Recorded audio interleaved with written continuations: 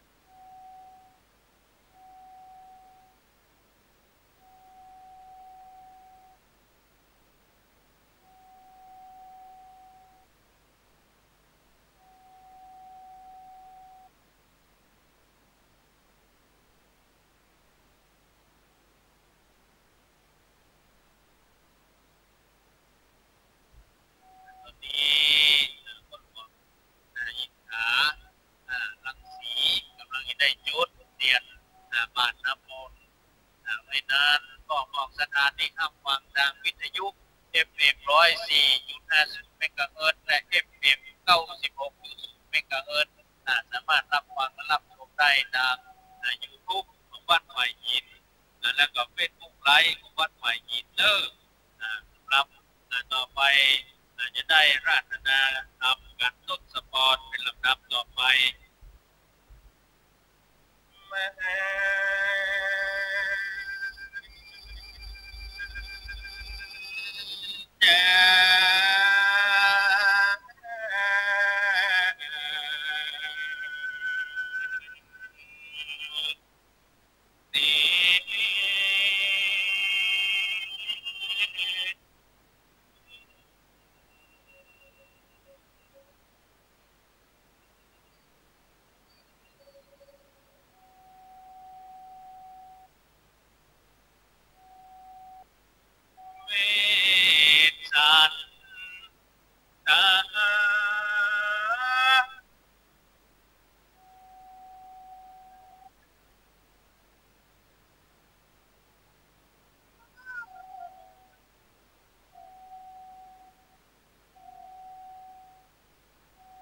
กัน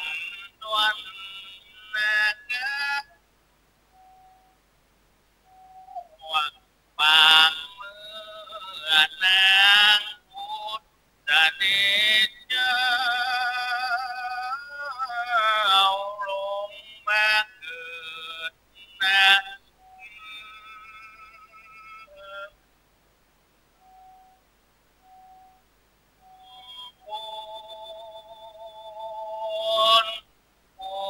อินตาตา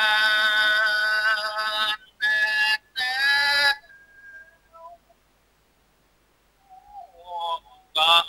ปอนตึงสิบอากา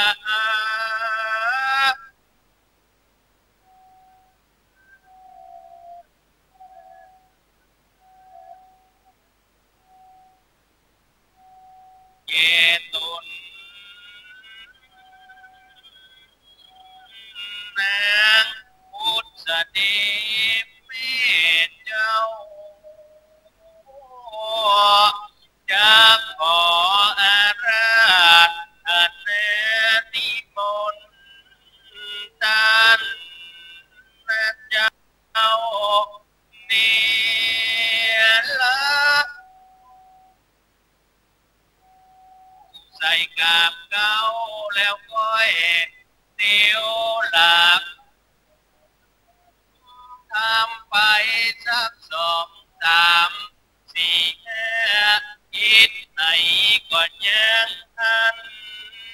ขอลูกศิษย์พระหัวนี้ตนผ่านเมวเอิ้นนั่งธรรมะแก้วแล้วเทศเดชะ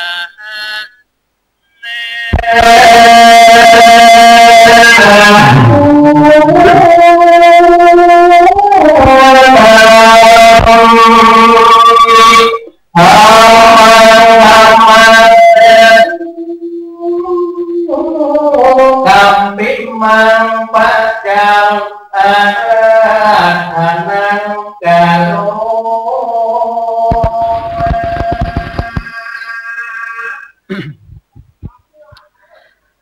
ขอยกมือ10 นิ้วต่างเทียนธูปดอกไม้กราบไหว้องค์พระสัมมาสัมพุทธเจ้าพุทธปิมปาองค์ใหม่องค์เก่าองค์ใหญ่องค์น้อยอันประดิษฐานอยู่ในพระวิหารหลวงแห่งวัดสันทรายตัตตินีตลอดจนถึงพระจินธาตุเจ้าจุดวงอันสถิตสำราญอยู่ยังวัดสันทรายของเฮาตัตตินีและขอกราบนมัสการแสดงความนับถือไว้สามายังท่านอาจารย์ ท่านเจ้าวาดวัดสันทรายตลอดจนถึงพระภิกษุสังฆสามเณรเจ้าจุโตนจุวรองค์และขอเจริญพรเจริญสุขในธรรมจงบังเกิดมีแก่คณะสันทาญาติธรรมพ่อออกแม่ออกสันทาที่มานั่งฟังในพระวิหารหลวงแห่งวัดสันทรายของเฮาตัดที่นี่ก็ดีอ่านรับฟังอยู่ทางวิทยุก็ดีก็ขอเจริญพรพ่อออกแม่ออกสันทาทุกคู่ทุกคนวันนี้นะ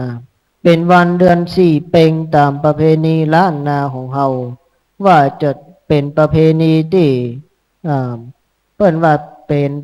ตาลข้าวใหม่ข้าวจี่ข้าวหลามนะฉลองนะการเกี่ยวข้าวก็ดีอย่างก็ดีเปิ้นเอามาตาลถวายนะเป็นพุทธปูจาเหียก่อนนะเพื่อว่าจะปิจจะเข้ากล้าอย่างต่างๆนั่นจะได้เจริญงอกงามนะในการเพาะการปลูกต่อไปวันนี้ก็ได้รับอาราธนาจากท่านอาจารย์ท่านเจ้าอาวาสวัดสันทรายของเฮาที่นี่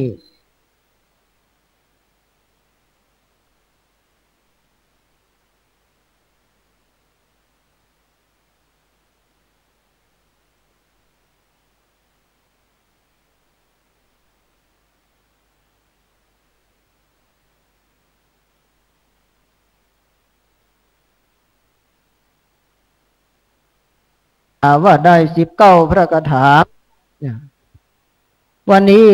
นะก็เสียงก็อาจจะแหบจะแห้งไปก็ดีก็ขอสุมาอภัยนะกับพ่อออกไม่ออกศรัทธาเฮาตัวนะเพราะว่าวันนี้นะศรัทธาของวัดศรีสุพรรณปุ้นปกมาตานขันเข้าขันน้ำกันนักกันหลายพ่อออกไม่ออกศรัทธานะวันนี้ออกมาเดินทางมานี่ก็นะเปิ้นยังมาแล้วเตื้อนะออกวัดมาปุ้นเปิ้นกำลังกุมเข้าบาทอยู่นะกำลังกุมเข้าบาทอยู่ออกมาก่อนนะตะวานี่ก็ไปเต้ทำมหาจาตปะแม่ห้องสอนคุณปออกไม่ออกสันทามนะวัดโพธารามขุนยวมแม่ห้องสอนนะฟังปิกมาว่าไม่ได้เต้ที่วัดสันทรายนะกว่าถ้าอาจารย์เพื่อจะว่าฮับแล้วมานะก็เลยฟังมานะเต้ทำปุ้นนะเรียบร้อยแล้วก็ออกฟังออกมาถึงบ้านเฮาก็เกือบไปเที่ยงคืนเหมือนกันนะเพราะออกไม่ออกสันทามนะไปปูนี่เปิดดิมนไปเตดบัทีกันทวนเก้านะ90พระคาถานะ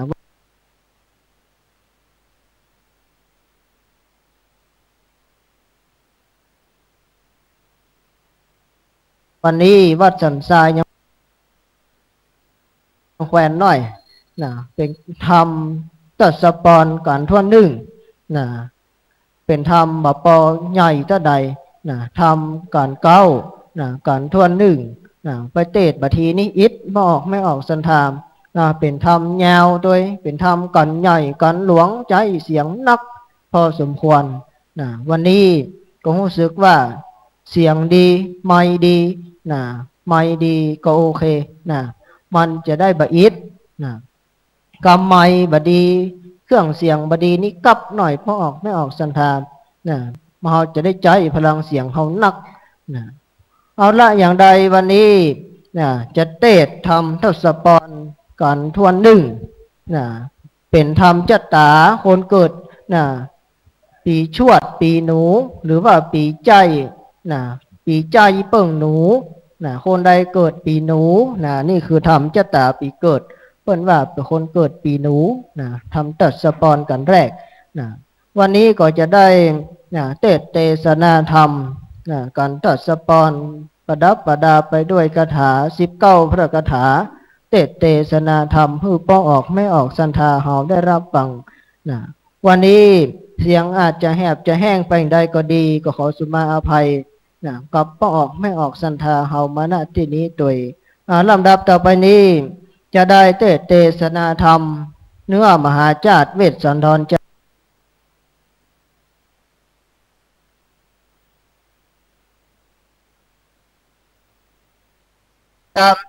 สัมพุทธัสสะ พุนสติวรวันนาเป็นติอิงตังกับปิลละวันทุงปานินสาญานิโคทาธาราเมวิหารันโตโอคารวันสังอารัมพังกเทสิสัทธามวังโหนายังโกพังเก้าวางอันว่าพระพุทธเจ้าเมื่อยังสันทิสัมปรานาสันไลยังเมืองกปิลวันทุราชธานีก็พังกลเสื่องกิริยาอันต้องลงมาแห่งหาฝนโบคารวันหรือเป็นเหตุแก่ญาณพญามที่นันพระพุทธเจ้าจริงนำเอายังมหาเวสสันตรจาดกธรรมเทศนาว่าอันติเตปิงกเวสีวิรันเทเจตุตรนกเรมสีวิมหาราชนามาธรรมเมนาราจังกเรสีดังนี้เป็นต้นว่าพิงขเวดุราพิงปูนต้องไหลในอดีตต้องการล่วงคำมาเสียงแล้วจิรการมีพระญาณตนหนึ่งชื่อว่าสีวิมหาราชาสวยราชจังการบ้านเมืองโดยชอบประกอบด้วยราชธรรม10ประการในเมืองเจตอุตรนครอันมีในคงเขตเมืองศรีวิราชพระญาตนนั้นหากได้ลูกใจคนหนึ่งชื่อว่าสันใจราชกุมารเมื่อถึงกาลกวนราชาพิเศษเต้าบรมเอกปิตามก็นำมายังราชธิดาลูกสาวพญามัทราชตนชื่อว่าพุทธดีแล้วก็มาเว้นเกณฑ์หือราชสัมปันติตั้งมวลแก่สันใจราชกุมารตั้งยังพุทธดีเป็นอังกะมเหสีแห่งสันใจราชวันนั้นและนาตินีจักจะยังบุญสมปานแห่งนางราชพุทธดีผู้มีพระญาเพิ่งรู้สันนิเตอในเมื่อพระพุทธเจ้าตนชื่อว่าวิปัสสีเกิดมาสั่งสอนสันในโลกใดเก่า11กับนับแต่พันทั้งกับอันนี้เกินเมื่อหลังยังมีพระญาตนหนึ่งชื่อว่าพันธุมติราชนั้นเป็นปินตาราชแห่งพระเจ้าวิปัสสีเสวยราชจังการบ้านเมืองชื่อพันธมตินครในเมื่อพระเจ้าวิปัสสีอาสลัยพันธุมตินครเป็นที่โคจรกรรมสำราญโดยอิริยาบถทั้งสี่ในป่าชื่อมิกตยวันอันเป็นที่อภัยแก่เนื้อตั้งหลายดังอ่านยามนั้นมีพระญาตนหนึ่งก็ใจมายังดอกไม้กวนก้าใดแสนคำกับแก่นจันแดงแก่ลูกสาวพระญาพันธุมันติผู้ปีแล้วดอกไม้คำแก่นางผู้น้องสองพี่น้องจริงจากกัน ว่าสันนี้เราต้องส่องบอกควรบริโภคบรรณาการอันนี้นาควรเอาไปบูชาพระพุทธเจ้าก็บอกแก่พระญาตนพ่อพระญาเจ้าก็ว่าดีดีราชธิดาตนพี่ก็บิดแก่นจันแดงเพื่ออ่อนสุขุมานแล้วเจือจานด้วยสุกันโททกะแก้วส่วนราชธิดาผู้น้องนามก็หูจ้างคำผู้ฉลาดแต่งเป็นดอกไม้คำแล้วนางต้องสองก็นำไปถวายพระพุทธเจ้านางผู้ปีก็ปูจาพระพุทธเจ้าด้วยกันถ้าจวนจันเหลือแก่นั้นก็ไล่ทานกันถ้ากูตีลอดจุกกรรมแล้วจริงต้องกำผ่าธนาว่าโดยเตจะบุญอันผู้ขาในหือกันถ้าจวนจันเป็นตานขอใดเป็นแม่พระเจ้าในอนางการตั้งการไปนานิเตอส่วนราชธิดาผู้น้องบูชาพระเจ้าด้วยดอกไม้คำอันเป็นเครื่องประดับอกแล้วก็ยกกำปณิธานพาทนามว่าด้วยเตจุกุศลอันข้างใดใดดอกไม้คำนี้เป็นตาลข้าเกิดมาในภาวะชาติกำเนิดอันใดทลามตอนเต้าถึงอรหันตามเกิดมาเป็นคนขอเครื่องประดับอันเป็นลายลักษณ์จักงามอันนี้อย่าได้พันพระอากจากตัวข้าสังจาจุงมีเติมที่นั้นพระวิมปัสสีเจ้าจุงอนุโมทนาว่ามโนปณิธานพาธนามักในใจมีด้วยประการสันใดก็ขอสมฤทธิเตอว่าอันจะแลนามนางต้องสองใดกระทำบุญหือตานบ่ได้ขาดกันจุติกาการก่อนใดไปเกิดในปราสาทวิมานคำอันมีในสวรรค์เทวโลกนางผู้ปีได้ตวนเตียวไปมาในวันตาสงสารหลายกำเนิดแล้วก่อนได้บังเกิดเป็นนางสรีมหามายาแม่แห่งพรันตะทางขันตะในกาลบัดนี้แลปานนั้นนางราชธิดาผู้น้องได้ตวนเตียวไปมาในวันตาสงสารลายกำเนิดเมื่อพระเจ้ากันสัมปะมาเกิดก็ได้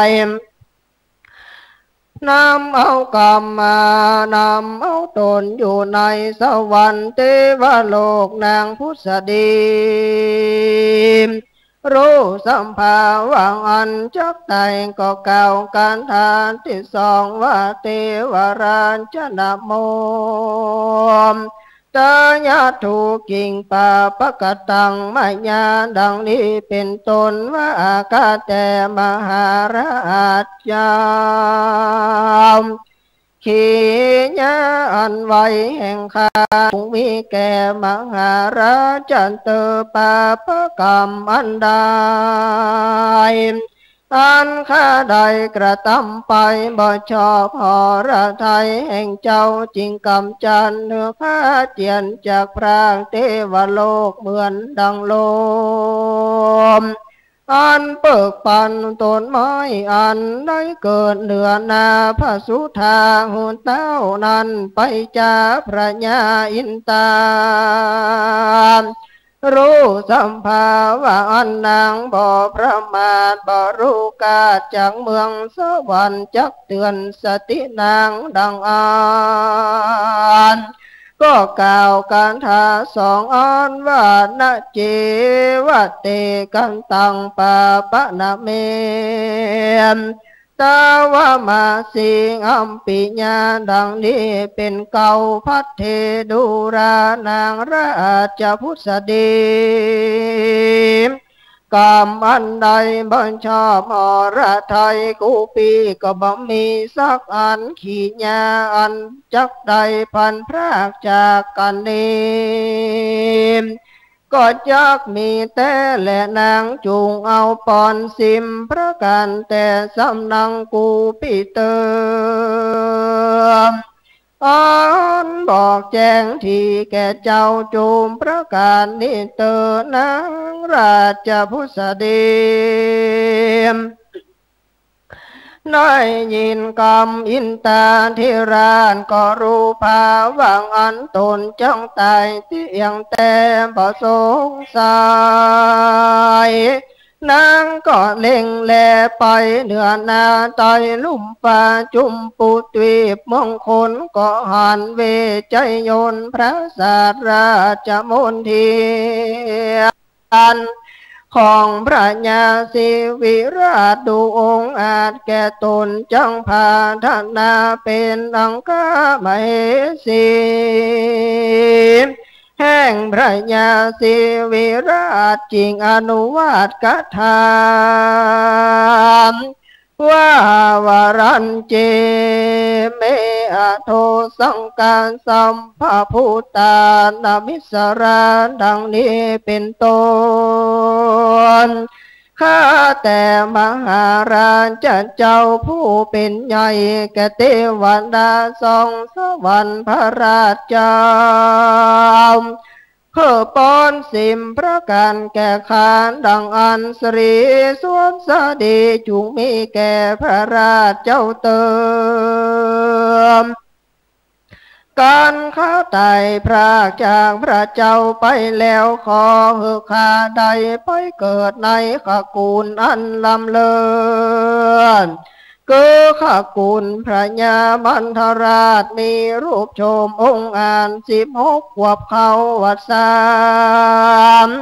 พอได้มาเกิดเป็นอังกามเหสีลำเลิศแห่งพระญาสิวิราชในพระศาสราชมนทีเกิดมาเป็นคนขอหือมีตาและคิ้วอันเขียวกองงามดูดดังตาลูกเนื้อและขอข้ามีชื่อว่าพุทธดีอันหนึ่งขอมีลูกใจตนพระเสริฐอันควรเลิศในการตั้งตานเป็นที่เขาไปหาแห่งยาจงวานิปกคนขอเป็นที่จุ่มนุมปูจาเต้าพระญาและลือจะพรางกฎทรงยศมากหนักนั่งเหนือนาแผ่นดินประกาศหนึ่งเมื่อคาทรงขับพาลูกกามท่ามกลางต้องแห่งคาอย่าสวดป้นพระมารเหมือนดังคาธนูอันจ้างผู้ฉลาดหักเหล่าเหือกลมเกียงงามอันหนึ่งฐานานมแห่งคาอย่าหือยานลงปูนแป้งอันหนึ่งขอหือผมแห่งคาดำบริสุทธิ์เป็นมันงามดูดดังสีมันแรงตับคำอันหนึ่งขอหือคามมีสีเนื้อเกียงอ่อนสุขุมันเป็นประดุดดังสีคำงามพองแผ้วบ่มีมนต์เศร้าอันหนึ่งคนมีตัวทุจริตกรรมอันต้องราชจัตตาแห่งข้าขอเขาได้ปล่อยพ้นจากอุนทลายอันพรบวร10 ประการกรุงนี้จุงมีคานแดนเตอระญาอินตาเจ้าฟ้าจริงกล่าวว่าเยเตตันสาวาราตินา มาญาสัมปังกะโสภานาดังนี้เป็นต้นว่าดูราราชพุทธสติตนดัดลงลักษณะงามล้วนงามถูกทวนจูประการ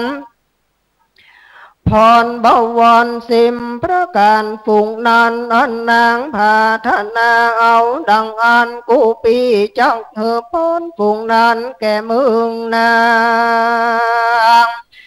างจักใดปอนสิมพระการในมนุษย์โลกเมืองคนจะและนามว่าอันวันนั้นและนานตามทางปังคาเส้นโตมสัทธางอังหาอิตังวันตวานามขวาเตวราชาสุสัมปันติพุนสติญาณว่ารังทันตวาอนุโมทิตัทธาวาสวุนติดังนี้พิงเกเวดุราพิงโคต้องไหลอ่านว่าพระยาอินสุรินตะเจ้าฟ้าได้ชื่อว่ามะเขาวาด้วยบุมภาโวหานตนเป็นผัวนางสุจาดางามสะอาดใดหูอาวาอาจเป็นตาลก่อนว่าปอนสิมประการแล้วตนแก้วก็ชื่นชมยินดีก็อยู่ในเวใจยนต์พระศาสนาอันงามวิลานแห่งตนก็มีวันนั้นแหละนะ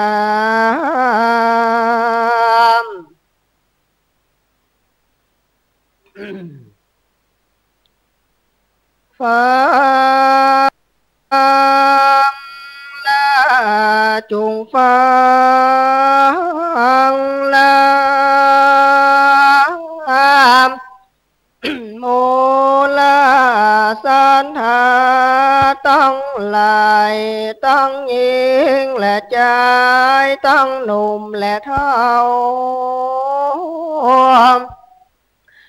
ตั้งสวาตุเจ้าอารามาธิปติแห่งวัดสันทรายที่นี้ที่มานั่งเป็นเก้าสวาตุเจ้าโจตนโจนามตังโมลสัทธาที่ตั้งใจมานั่งฟังธรรมมหาจาดกันตาสะปอนเดี๋ยวนี้ก็พอสมควรแก่เวลาเฮาก็ขออภัยมูลศรัทธายิ่งจะใหญ่น้อยแม่นว่าเฮาเตดไปมันเพียนบริยับ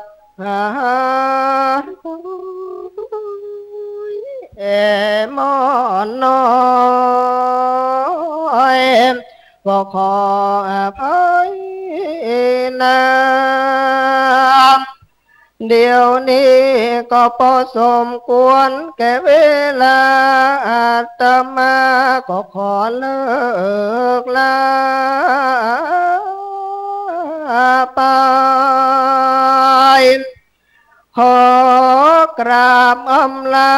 พระพุทธรูปเจ้าพิมพามองค์งามสายขอเลิกลาไปดังอัน ขอลาต้องสวาตุเจ้าจูตนจูองนามขอลามหามูลศรัทธายิ่งใจใหญ่น้อยจุผู้จุคนไป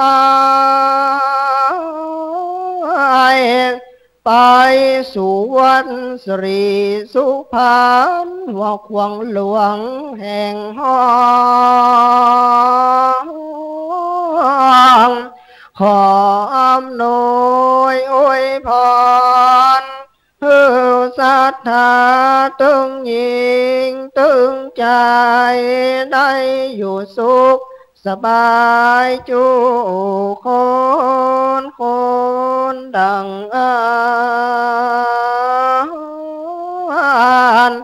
บ้านเดีย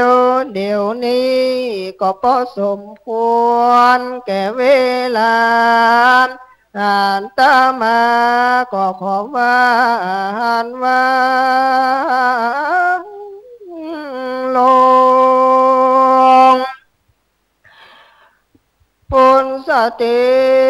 วรวันนาภิตังดินทิตังขีญาอันกล่าวยังท่านสัมปนกันทวนเก่าอันประดับประดามไปโดยคาถาวาดาย19ประการถาก็บังกรมสมเด็จเสด็จสา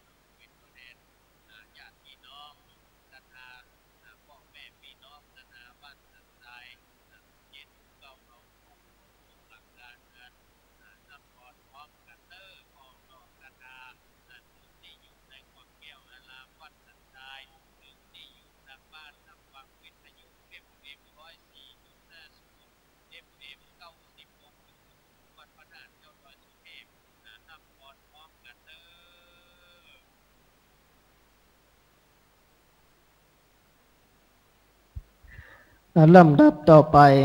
จะได้อนุโมทนาฮือปอนแก่เจ้าเก้าปฐมมูลสันธา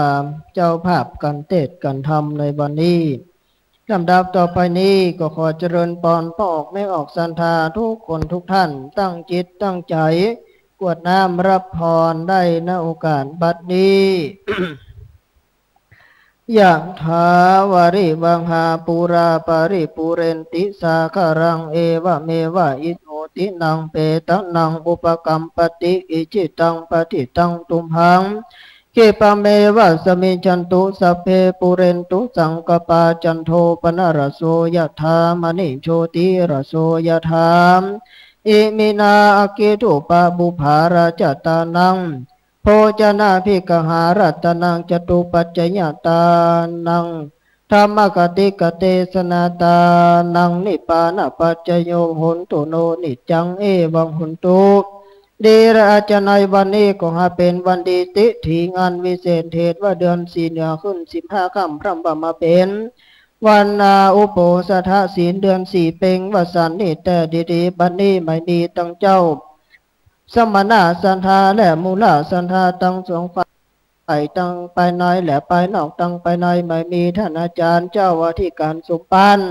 แห่งวัดสันทรายทัตตินีเป็นเก้าเป็นประธานพร้อมก็โดยอันเตวสิกโยมเจ้าจุโตนจุบวรองค์โหนแห่งห้องไปนอกไม่มี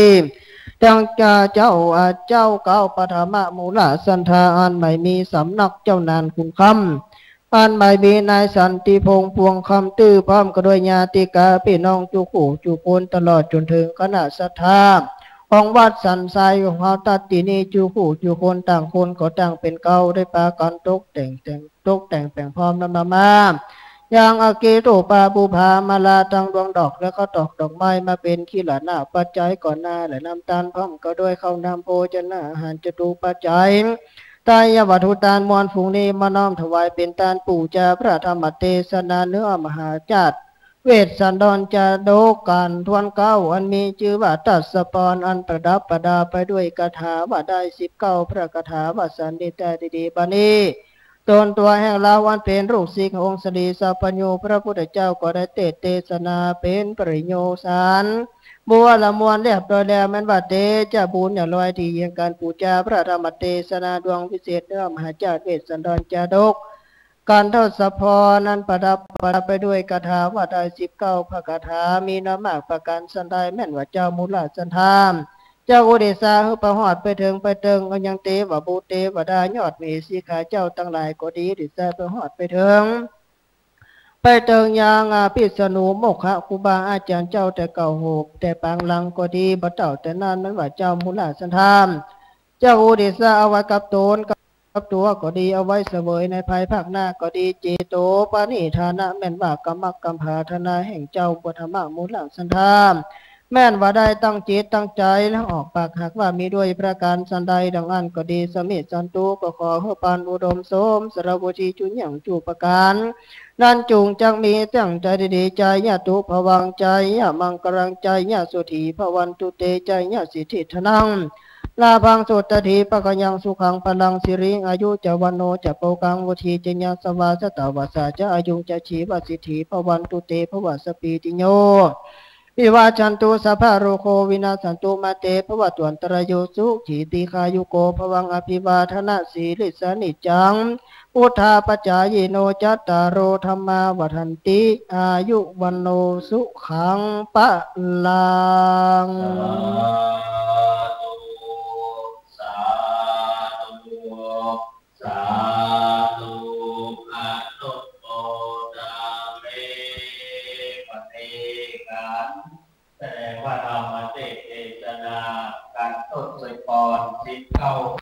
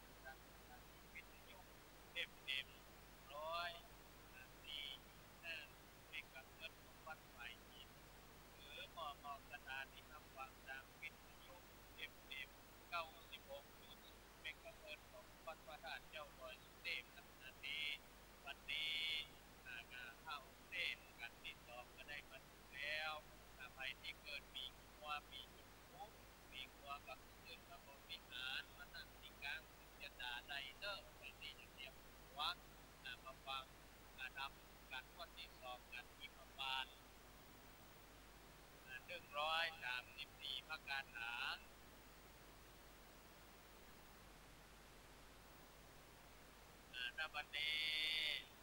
ท่านอาจารย์ที่ชาติอาชินะคัมโมสำนักวัดจะปัตตะเกิดหรือว่าวัดใจสีภูมิอำเภอเมืองจังหวัดเชียงใหม่ได้เดินทางมาถึงแล้ววันนี้ก็ได้ราชนาท่านอาจารย์สุทธิชาติอาชินะคัมโมวัดปัตตะเกิดวัดใจสีภูมิอำเภอเมืองเชียงใหม่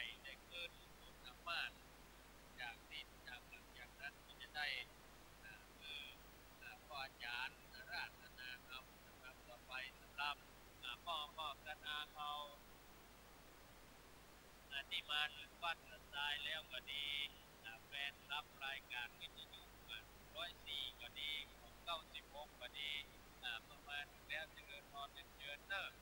เข้าร่วมบริหารหรือว่าใครจะร่วมเป็นเจ้าภาพทำบุญ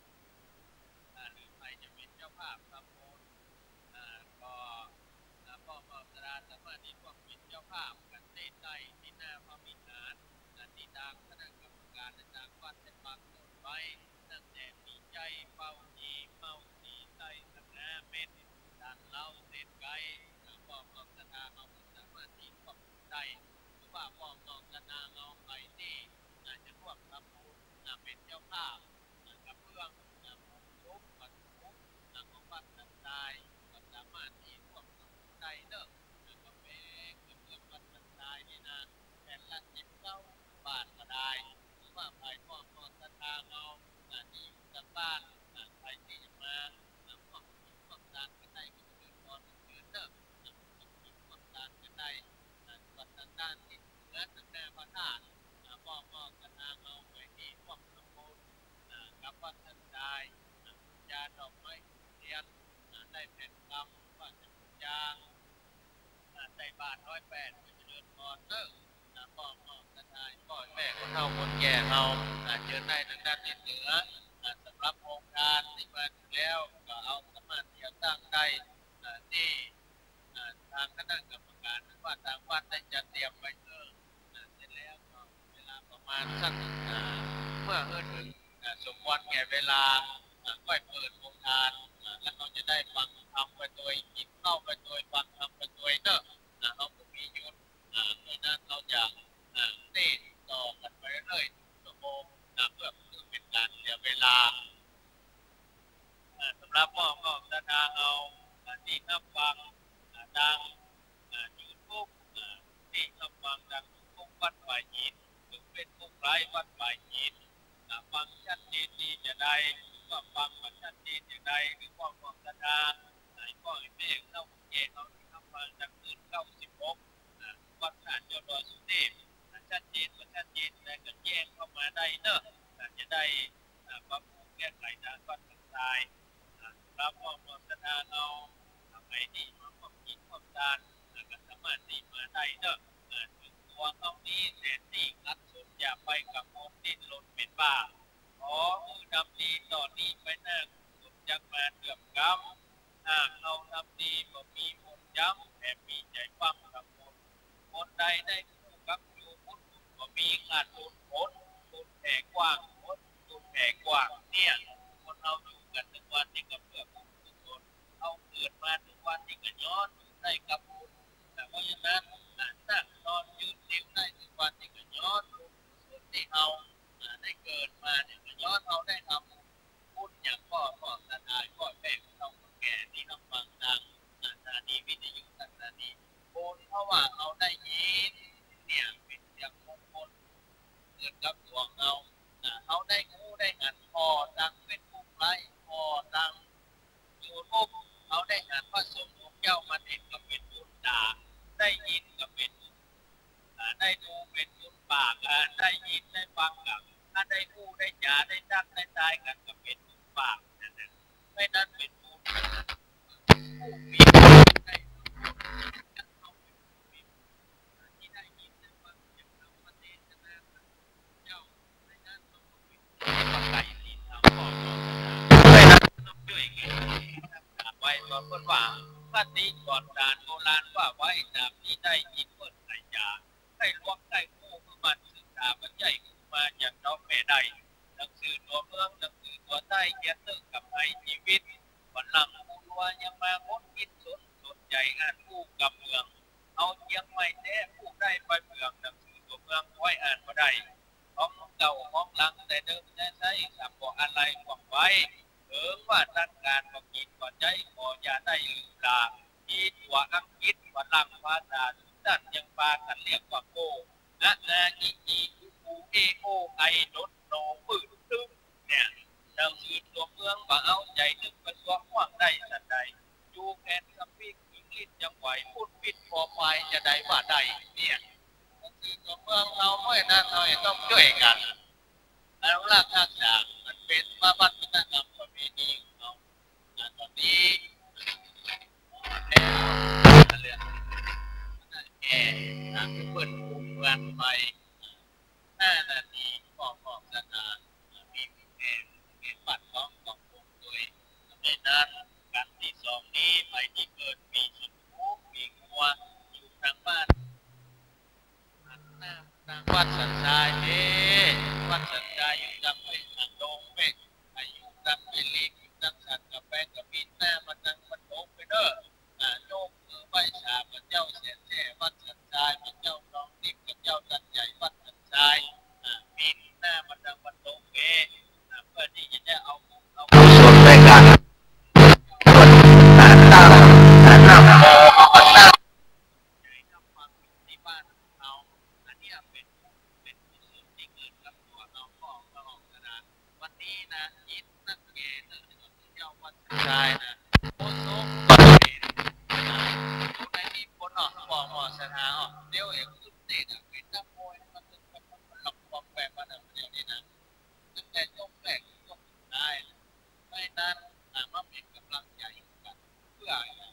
เผยแผ่วัฒนธรรมเพื่อเผยแผ่ศาสนาเราบอกได้พ่อแม่เราคนแก่เราได้ยินเสียงธรรมะคำสอนมันถึงบอกว่ากรรมเก่ามันถึงบอกว่าเสียงร้องเสียงร้องเสียงร้องนำเข้าเสียงผู้เจ้าเดชทำตามเสียงนี้เป็นเสียงมงคลเสียงร้องอยู่วัดผู้เจ้ามาเดชอยู่วัดวัดกับร้องกับบอกความไวลงมองมองกันมองกันกินยาไม่นั้นเสียงร้องเสียงนำเข้าคนตะกอนคนมันไม่นั้นบ้านไหนมันมาพระเจ้าเนี่ยเราหลังมาฟังเสียงยำพวกออกเสียงผู้เจ้าเดชทำอย่างที่พ่อสนานได้ยินศาสนานี้เป็นการได้ยินได้ฟังเสียงที่เพราะว่าไม่นานพ่อสนานเอาเป็นผู้ที่มีบุญที่สุดที่ได้ยินได้ฟังการที่เจ้าได้เทศน์ทำผ่านทางสถานีวิทยุอย่างมันเท่านั้นสถานีวิทยุFM 104อยู่หน้าเมกะเฮิรตซ์วัดไผ่หินโดยผู้อำนวยการท่านพระครูสุวิทย์สุวรรณในความเมตตากับวัดสันทรายทาง FM 96.0ก็ได้รับความเมตตาจากพระครูวรัตน์สุรเดชลีสุวรรณพระครูพระป่ายังกว้างได้ความเมตตามาถ่ายทอดสดสัญญาณเสียงภาพฟ้องกระดาษถ้าใครอ่านก็พอวันนี้เป็นผู้วัดไผ่หินคือใครที่มาได้พอเป็นผู้วัดไผ่หินกับพอที่วัดสันทรายหนองแก้วอำเภอหางดงจังหวัดเชียงใหม่ก็จากนั้นภาพบรรยากาศงานวันนี้เพราะฉะนั้นให้พ่อแม่เข้าแก่เอาที่ทำฟังรายการสันติบางคนมาปวดอกปวดใจน้ำตาไหลไปด้วยฟังเจ้าวัดสันทรายไปด้วยปวดอกปวดใจน้ำตาไหลย้อยอาบแก้มน้ำตาย้อยอาบแก้มเสียดายที่มาได้โดยวัดสันทรายจะได้แต่การว่างวันนี้นะมีไปด้วยส่งนั่นน่ะจะได้น้ำตาย้อยอาบแก้มกับบางห้องก็เสียดายให้มาได้มาหอมกันเด็ดกับมาวัดสันทรายเสียใจมาบอกเป็นยังไว้โอกาสหน้าตอนนี้วัดสันทรายก็กำลังพัฒนาไปด้านหน้าไม่นานเราที่จะได้ฟังกันไปเรื่อยๆตอนนี้วัดสันทรายกำลังดำเนินการสร้างซุ้มบรรจุใจยังทุกคนงานลาบซุ้มหน้าวัดจะได้ดำเนินการมาแล้วส่วนหนึ่งใช้งบประมาณในการดำเนินการมาตั้งบ้านเราสุขวัดพ่อสถานไม่นานเราจะได้ช่วยกันทำนุบำรุงพุทธศาสนาก็อาศัยพ่อสถานเหล่านี้ช่วยกันคนละไม้คนละมือบอกว่าเข้าเลี้ยงสิบเลี้ยงมันจะเลี้ยงไปแกมเข้าแหลมสิบแหลมมันจะแหลมไปเข้าสิบเข้ามันจะเข้าเสียงเสียงเข้าเสียงสิบเสียงมันจะเสียงแปลงบ้างเข้าจานสิบจานมันจะจานทีละวันเข้าวันสิบวันหนึ่งวันเท่าวันนี้วันเดียวบอกกระดาษก็แม่เราแก่ที่วัดนั้นจะยัดตั้งดำดวงเต้นญาติเกิดตอนจะดุวันนี้ไม่นานเป็นบุญกุศลกับพ่อไม่ออกกระดาษพ่อแม่เราแก่เราขนาดว่าอันนี้สมเป็นตอนนั้นก็ติมานั่นว่า นาครับท่านสจเนอะสจ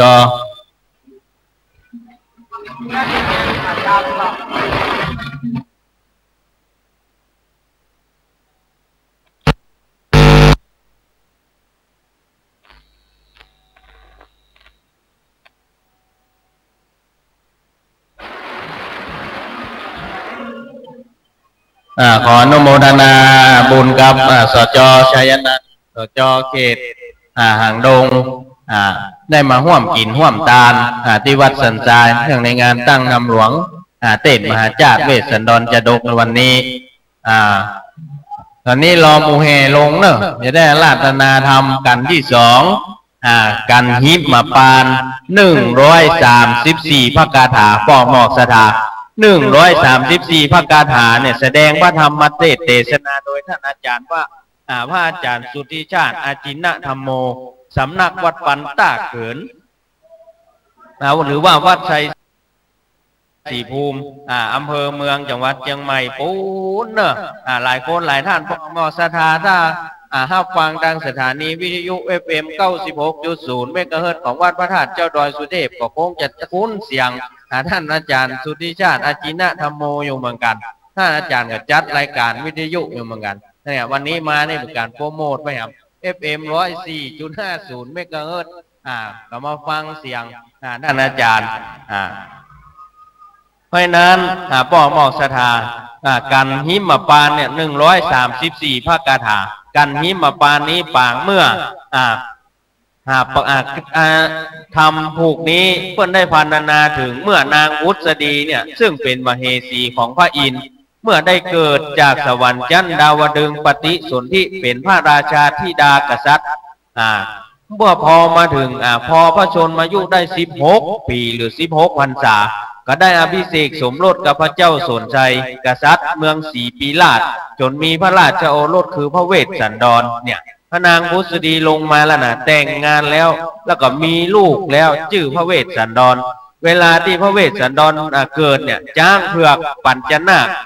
ปัญจยนาคนาลาคิลิงได้ถือกำเนิดมาเป็นจ้างกู้บารมีของพระเวสสันดรแห่งและบันดาลความอุดมสมบูรณ์แก่ประชาชนอย่างยิ่งเมื่อพระเวสสันดรมีอายุได้16ปีป้อหมอกสถาก็ได้ทรงอภิเษกสมรสกับพระนางมัทีพระธิดากษัตริย์แห่งแคว้นมัทราชและก็ได้ครองราชสมบัติแทนพระเจ้ากรุงสนใจผู้เป็นป่อต่อมาพระนางมัทีได้ประสูติลูกแห่งพระนางมัทีได้เกิดลูกพระธิดาก็ฮื้อนามว่ากันหาและจารีตามลำดับครั้งหนึ่งเจ้าเมืองกัลิงกราชเกิดทุกข์กับเพศกับภัยเกิดเหตุภัยพิบัติกอบกับได้ยินกิตติศัพท์การไฟบำเพ็ญทานของพระเวสสันดรเมืองกัลิงกราชก็จึงทรงพราหมณ์ถึง8 คนป้อหมอกสถามาทูลขอจ้างปัญจยนาคเพื่อเป็นสิริมงคลพระเวสสันดรนี่เปิ้นปรารถนาพุทธภูมิลูกป้อหมอกสถาป้อแม่คนเฒ่าคนแก่พระเวสสันดรนี่เปิ้นปรารถนาเป็นพุทธภูมิพระเวสสันดรเนี่ยเปิ้นมาขอจ้างกู้บารมีพระเวสสันดรก็ยกคือตามความประสงค์ของพราหมณ์ทั้ง8รูปเนี่ยการสละคือตานของพระเวสสันดรที่ท่านปรารถนาเป็นพระโพธิญาณเนี่ยบัดธรรมดาก็หมอกสดาตานได้แผ่วลูกแผ่วเมียตานได้แผ่วจ้างกู้บารมีเพราะนั้นเจ้าเมืองที่เป็นที่หูที่หานว่าพราหมณ์ถึง8 คนมาขอจ้างกู้บารมีพระเวสสันดรเจ้าเมืองนี่ก็โกรธก็แค้นจึงกล่าวโทษพระเวสสันดรต่อพระเจ้ากรุงสนใจในที่สุดพระเจ้ากรุงสนใจก็ตัดสินใจเนรเทศพระเวสสันดรออกไปจากเสียเมียงเนี่ยพระเจ้ากรุงสนใจบ่พอใจที่พระเวสสันดรเอาจ้างมาตานเฮือนกับพราหมณ์ถึง8 คนว่าพระเจ้ากรุงสนใจกันเลยเนรเทศพระเวสสันดรออกจากเมืองไปบาเดียวนี้บ่ฮื้ออยู่ละจ้างนี่เกิดมาพร้อมเป็นจ้างผู้บารมีจะได้ว่าเปิ้นมาขอเป็นผู้พราหมณ์มาขอจะได้ว่าฮื้อออกจากเมืองเข้าไปบาเดียวนี้เฮาบ่ฮื้ออยู่แล้วเนี่ยพระเจ้ากรุงสนใจไล่พระเวสสันดรออกเมืองพระนางมัทีก็ทรงทราบเหตุการณ์นางมัทีหูเหตุการณ์แล้ว ก็ทูลขอตามเสด็จพระสวามีก็คือพระนางมาทีเนี่ยขอไปตัวยพระเวสสันดรไปตัวยกันเพื่อถวายปฏิบัติเยี่ยงมเหสีที่ดีเนี่ยกู้บารมีพ่อหมอกสะทายพ่อแม่เฮาแม้แต่พระนางมาทีเนี่ยพระเวสสันดรโดนไล่ออกเมืองเนี่ยแทนที่นางมาทีกลัวความทุกข์ยากลำบากเนี่ยบอกกูว่าอย่างสักอย่างพ่อหมอกสะทาเมื่อพระเวสสันดรโดนไล่ออกไปพระนางมาทีก็ยังขอติดตามหับใจพระเวสสันดรเยื่องมเหสีเนี่ยกู้บารมีกันป้อมอกทั้งกับเป็นการแสดงกตัญญูกตเวทีพระจารีและกันหามาไปมาปอนางมาทีนี่ขอติดตามนางมาดีเนี่ยขอติดตามพระเวสสันดรไปหับใจเยี่ยงกับนางมเหสีกันหาจารีก็ขอตามเสด็จถึงพ่อถึงแม่เข้าไปในป่าไม้ดงหนาปากาดงพี่เหมือนกันปากันลัดเลาะเข้าป่าเข้าดงเข้าภายไปจะเป็นจะได้นะเขาก็ต้องไปติดตามกันในการที่3 4 5 6 7 8 9 10 11 12 13ปุ่นป้อหอกมอกสถาอย่าอู้ไปหมดเลยสรุปเมื่อหมดก็ได้อย่าปิดวิทยุหมอก็ได้นะหมู่แห่เนอขอลงก่อนเนอหมู่แห่ขอลงกันเนอได้เวลาจะได้อาราธนาทำกันท่วนที่2เป็นลำดับต่อไป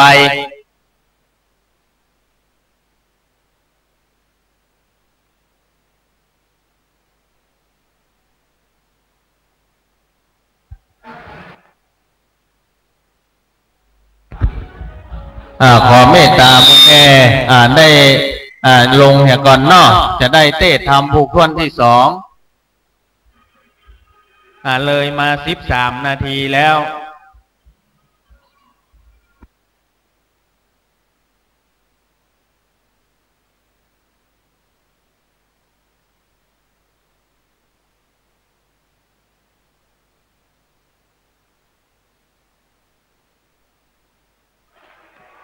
เนี่ยปอหมอกสถาขออภัยเนอะเสียงอาจจะเงียบไปเนี่ยความยิ่งใหญ่ของพระเวสสันดรปางนี้มาถึงปางเมื่อพระเวสสันดรฮื้อตาลจางซึ่งเป็นกู้บารมีปอหมอกสถาเป็นจะได้ขนาดของฮักของห่วงเฮายังบอกใครฮื้อแม้แต่ของฮักของห่วงของเฮามีอยู่ชิ้นหนึ่งเฮาก็ยังไม่อยากจะฮื้อไผเฮาก็ยังจะเก็บไว้เนี่ยขนาดพระเวสสันดรฮื้อตาลจางก็ฮื้อตาลมันจะเป็นอย่างไรติดตามกันต่อไปแหละพระเวสสันดรใจใหญ่เพื่ออย่างเพราะพระเวสสันดรปรารถนาเป็นพระพุทธเจ้าปั้มเปงโพธิญาณเป็นพระโพธิญาณเพื่อที่จะตัดสรู้เป็นพระพุทธเจ้าป้อหมอกสดาอู้ไปนักกะเดียวว่าจะอู้นักไม่นั้นป้อหมอกสดาเฮาเจิญหับฟังพระธรรมเทศนาผูกต้นที่2อันมีชื่อว่ากันหิมปาน134พระคาถาคนที่เกิดปีงัวขึ้นมาบนพระวิหาร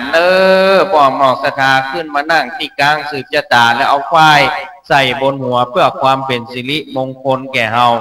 กันท่วนที่2กันหิมปานแสดงพระธรรมเทศนาโดยพระอาจารย์สุทธิชาติอาจินธรรมโมสำนักวัดชัยศรีภูมิหรือวัดปันจ้าเกินอำเภอเมืองจังหวัดเชียงใหม่โอกาสวันนี้จะพ่ออาจารย์ได้ราธนาทำกันหิมปานเป็นลำดับต่อไป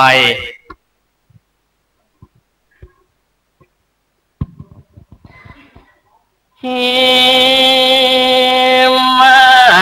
วา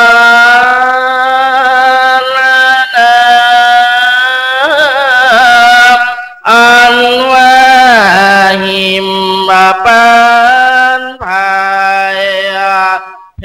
ชรนอพระเจ้าฮือแจ้งแก้วตัวประเสริฐ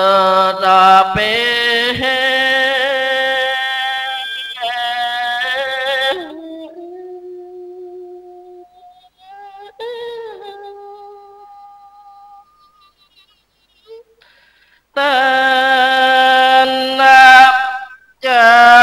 เมืองจากำแงมโอดลวดกายเป็นโกระโก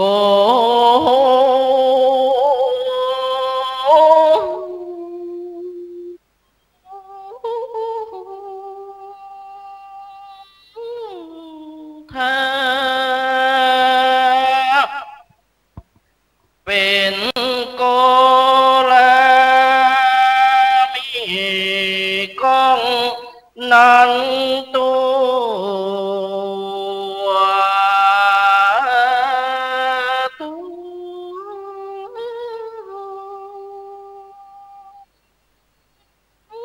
นอกวิ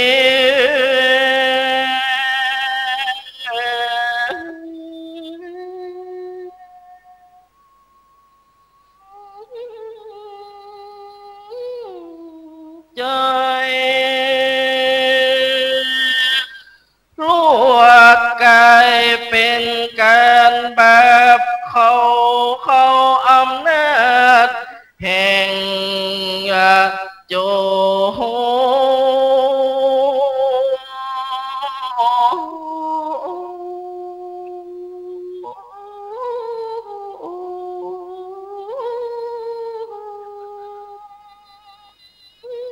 การบอกควรสักหยาดหือหนอพระเจ้าพระเมือง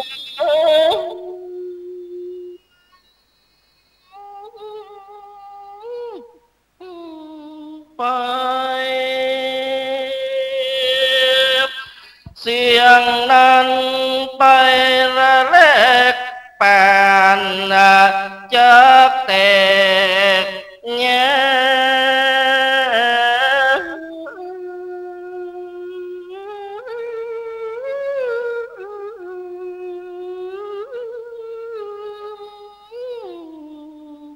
เนียวเมืองเป็น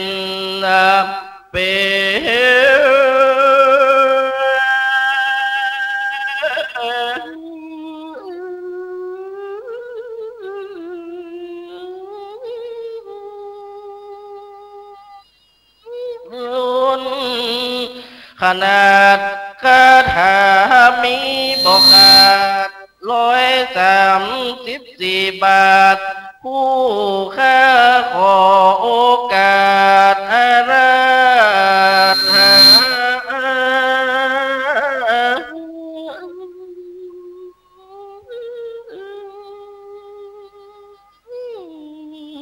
ฟังขอลูกศิษย์พระพุทธตนสักสวัสดิ์ขึ้นนั่งธรรมาสแก้วแล้วนิมนต์เต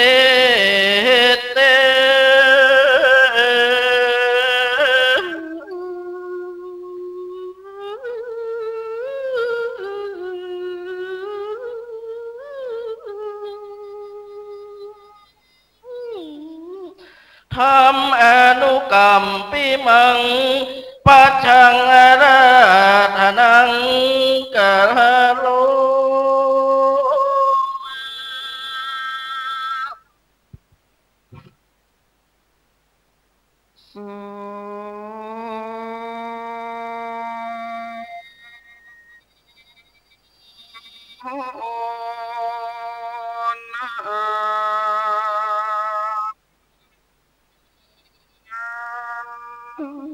โต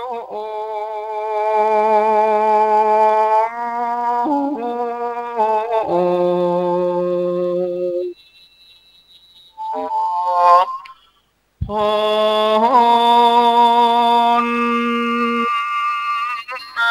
โต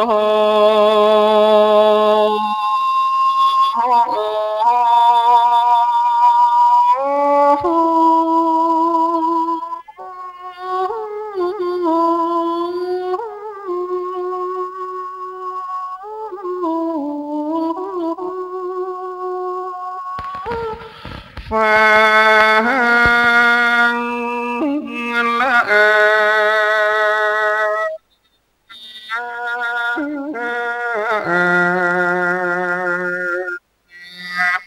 จง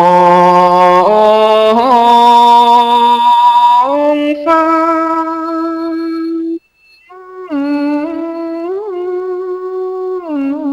งละ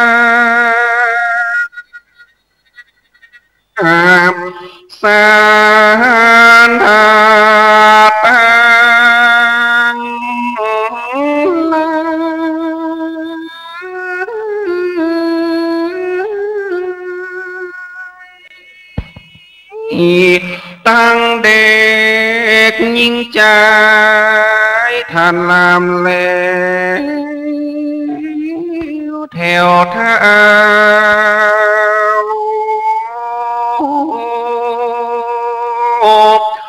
บั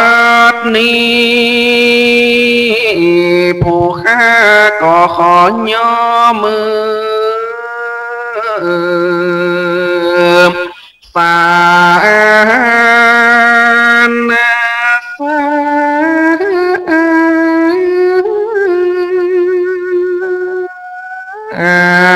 ฟานฟานใส่กล่าวไหว้พระติราตนาถลายแก้วเจ้าเสียส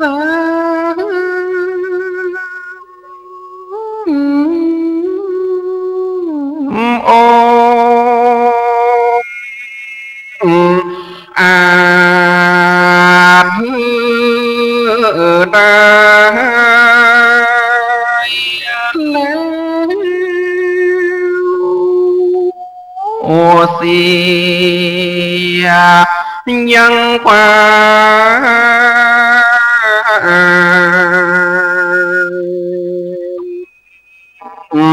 ประส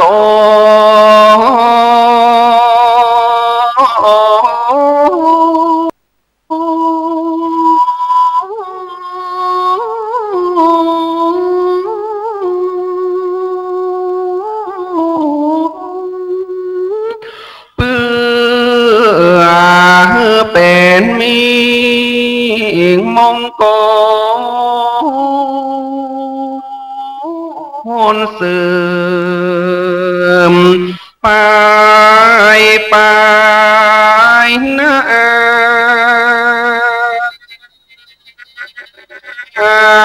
ขอ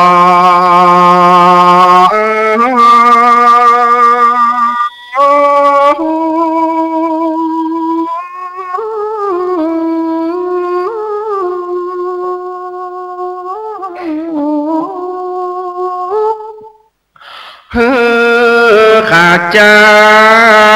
ปัดเป่าเสียยังสาเนียจังไรจวงเจอ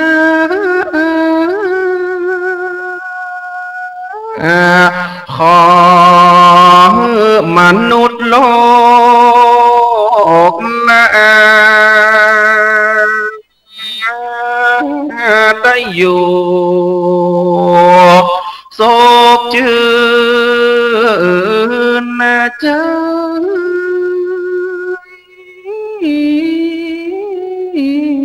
บางขออังเจิญเทวดาเจ้าจุโตนับโต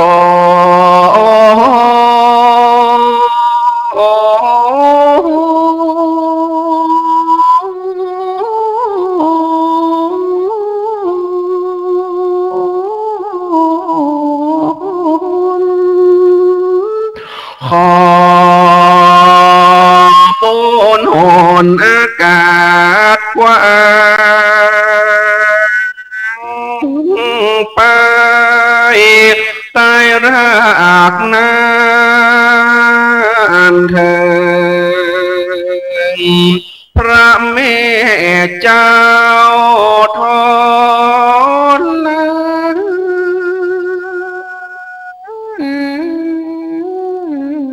นนี้เทวดารักษ ษายังวันสัตวัดสันสายศาสนาปฏินิจุต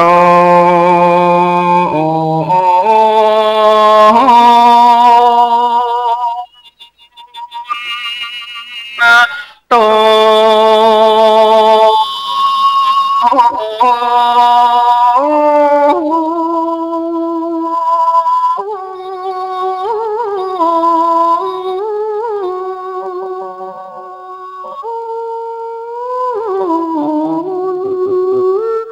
ขอ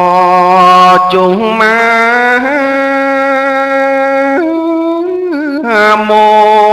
ตนาบุญกามศรัทธาตั้งหลายจุผู้ติตายปาการมานั่งฟังธรรมมหาจาตเวสันดรจาดงในวันนี้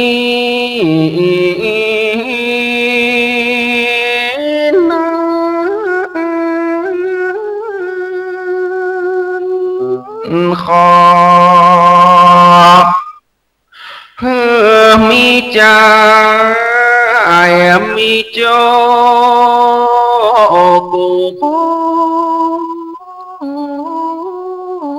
นเอาคนทะ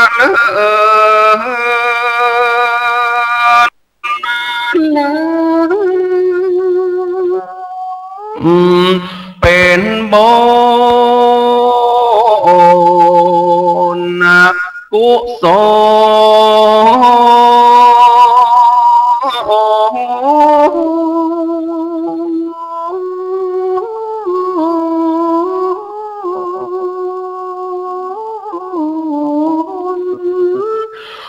ลมาบันดลเป็นพ่อพรแก่กล้ามากำจันสิ่งจูวงเจ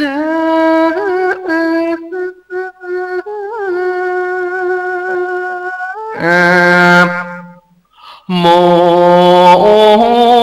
ภัยมาออกจากตัวแห่งสันทายาน้อยทั่ว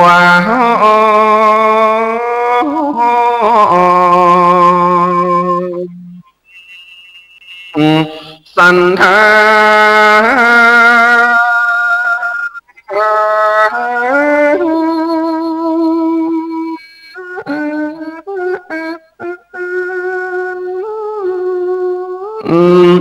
ฝูงหมัวภัยมารยามมาเกิดกล้ายขอตานตั้งหลายได้หายหอนรักอยู่ด้วยสวร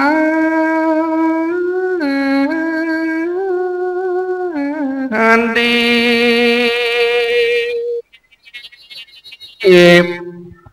อาตมาจังกล่าวเพลงว่าจี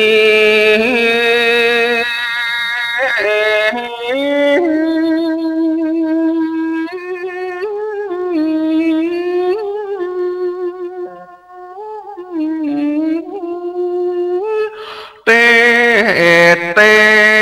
ส นาธรรมดวงดีการหิมมาปานใหญ่กว่า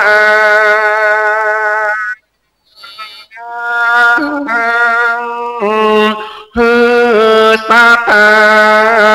ตานตางลาได้สะสมเสพสางดังกำแพงพนา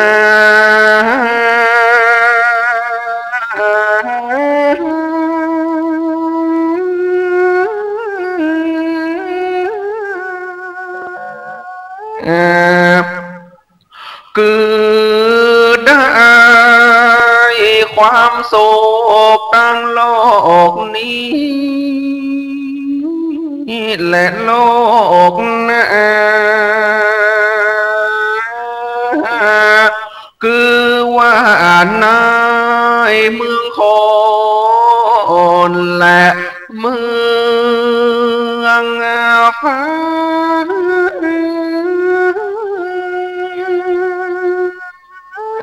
ทะลา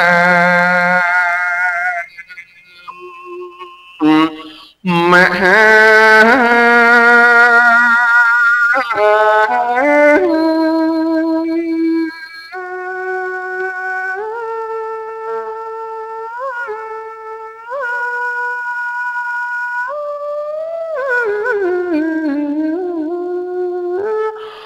เนลปา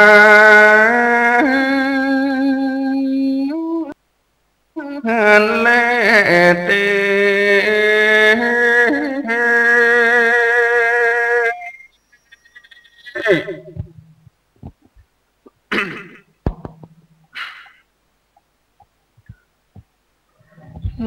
นะโมอัมสาปังกาวะโตอะระหะโตสัมมาสัมพุทธัสสะ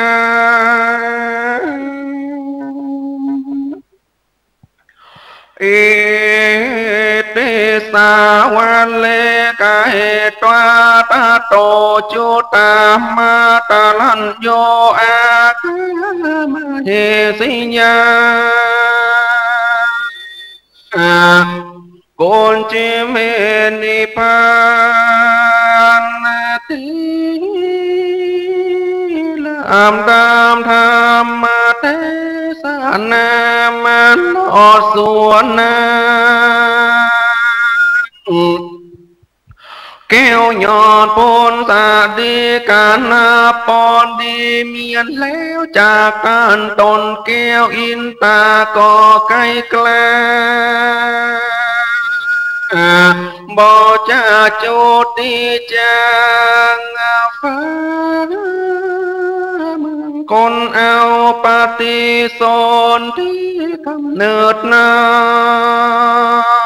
ยต้องนางผู้พระเส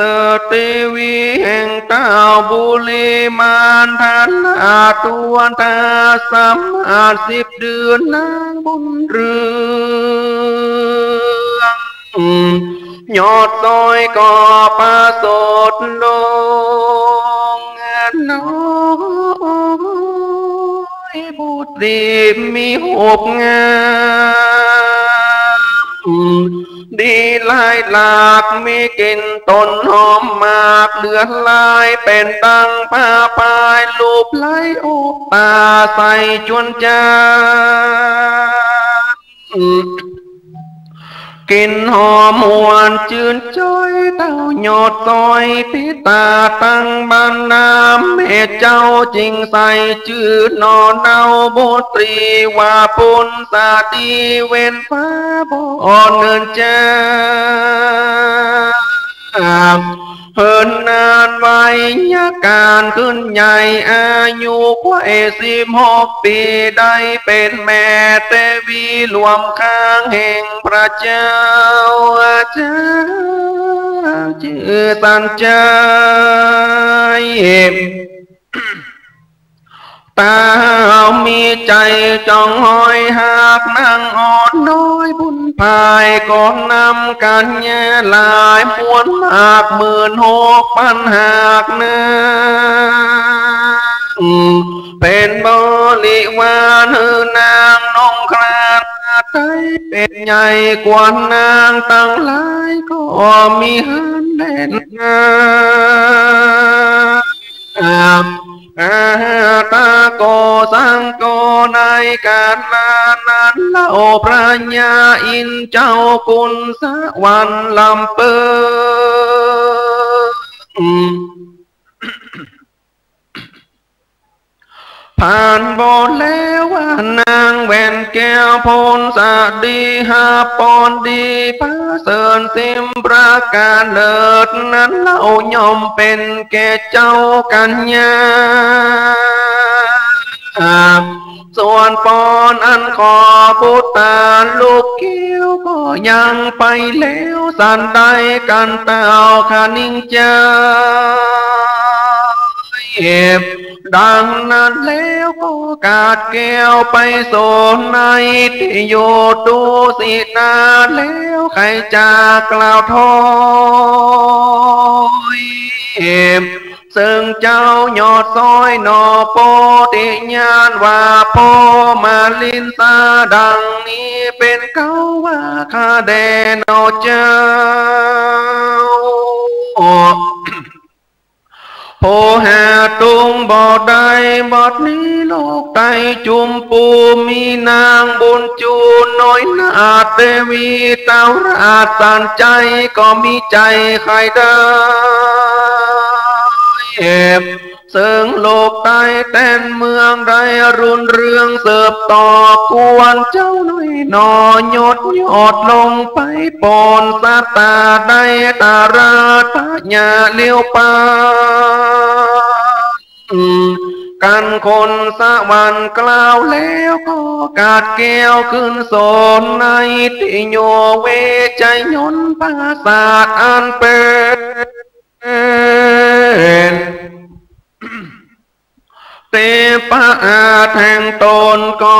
มีหันเดนนาเมื่อนั้นมหาสันเจ้าตนองค์อาจกันหับกามมาราตนา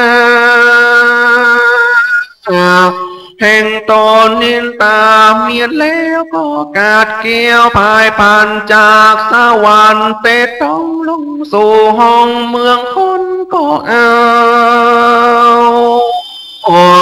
ปาฏิสนธิกับเกิดในตองนางผู้พาเสดพูนสาดีส่วนเทวบุตรมีหลายหลาก60,000ตนหากจอมกันก็ผ่านก้อยกลาจากภาษาเวใจยนต์ลงสู่เมืองคนโลกใต้พร้อมนาไขว่กันมาเอากำเนิดในท้องพาลิญาอามาตย์บ่เว้นขาด60,000 ตนจันเลนในเมื่อมหาสันเจ้าลงมาเกิดในท้องนางผู้พาเสริญพลสาดีอันความอาถรรพ์มีไฟอันนางมังไกรสร้างโอยตานนางมีใจบ้านโบแล้วใครสร้างศาลาแก้วเป็นตา6 หลังคือตีแต่ประตูวังทั้ง4ก็มีแลเหมือนนั้นเต้าสันใจตนองค์อาจก็เฮือพระมนาจาดหมอตรายมาตำตรายบอกกล่าวจี้แจงให้การพระมนาจาดผู้เท่าก็ก้มกล่าววันตาว่าข้าแด่มหาลาจะเจ้า อันว่านางนอนเนาปูนสติกาลงคำปามีต้องใหญ่หอยมีสานตัวหนึ่งวิเศษบ่ใจสานพระเพศสามานางจริงใครฮือตาจะเจอดนเต่าไตสันใจได้ยินพระมาใครบอกกล่าวก็มีใจจืดเงาเจยบ้านจริงมีอาจจะองค์การโปรดกล่าวสร้างศาลาเลี้ยงลายด้วยพิจายดังกล่าวแล้วนั้นแลส่วนนั้นหวานนางผู้สาดีกามปามีต้องใหญ่ทวน10 เดือนไข่บัวละมวนแล้วฮืออามาตั้งตาปาดาปาดาเพียงเกี่ยวหืองามเงืดเลี้ยวดังจันป่าเลี้ยวดังนอนลาผู้สาดีก็ถ้าลงโลดในสีพาเสดมีโยกทานเลิศเวทล้อมเห็นอมเป็นบ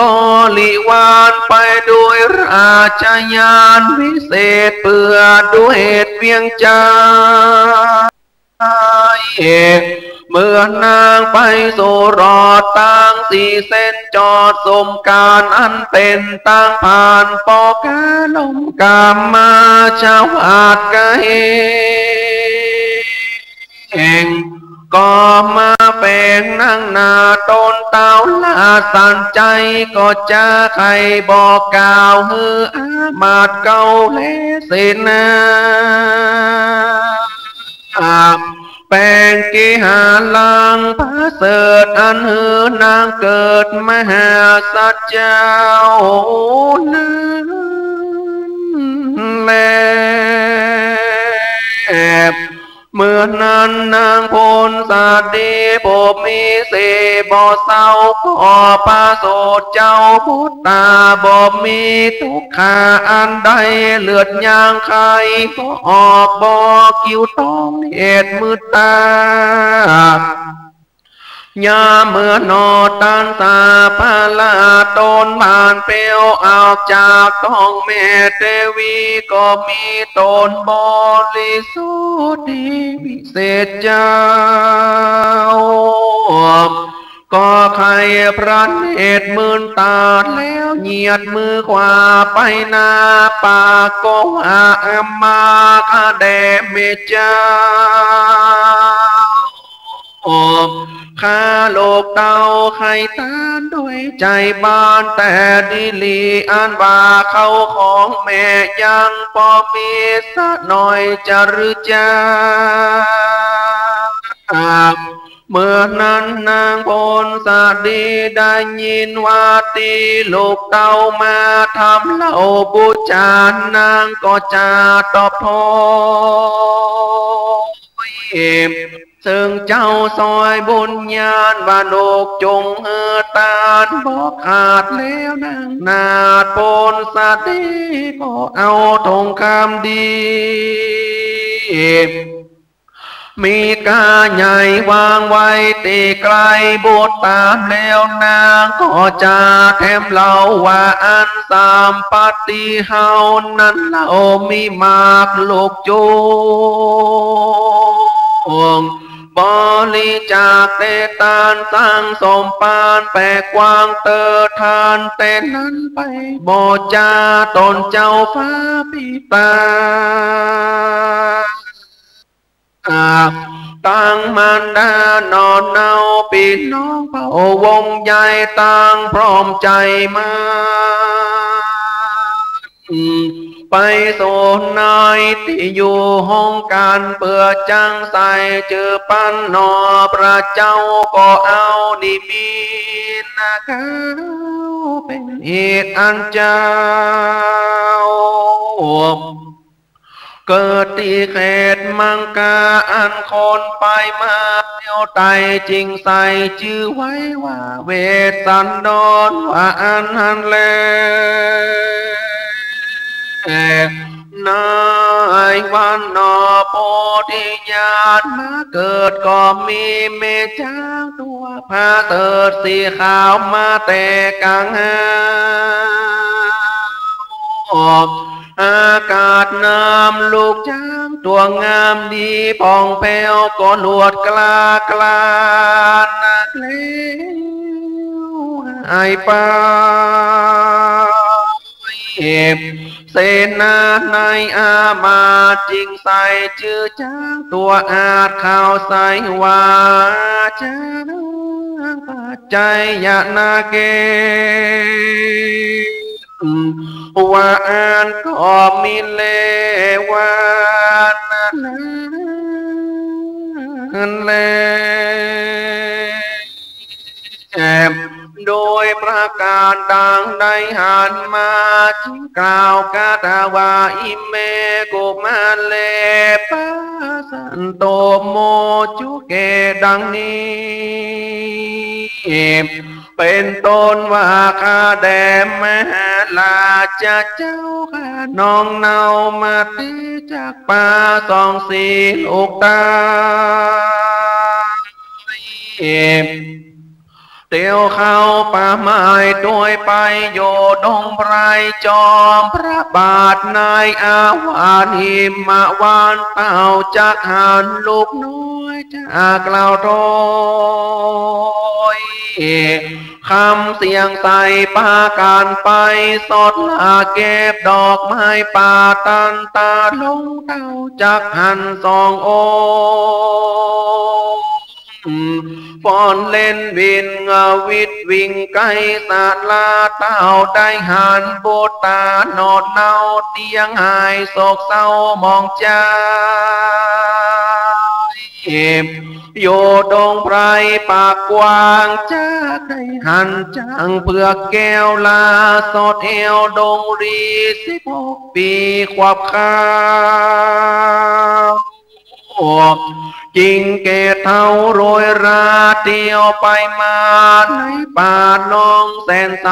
สะเกียนดังนกเกียนรำร้องสะนันเกียวดงโดนจากอ่านกินนารีกินนอนมวนโมลาเล่นโยแต่น้ามันเป็นมีเจอพระบาปัญจมาลีจากได้ขันนาตีลายเมลัยมาแต่จอมดอยไก่จอยโวยกอนกองไปตามลงดงนาจากหันสากุลนาห้องกองนกเข้าทองเหลียวลานกปาตาตองไก่ป่าเสือคงลาดงลีราชสีเป็นโมกราติงโยตามดงนกราชาฟ้อนโยตามบ่อนดงตานพระองค์จากหานต้นไม้มีบ่อไรตรงขอบฟังออกดอกเป็นจีไม่ลายสีพร้อมพร้อมจากออก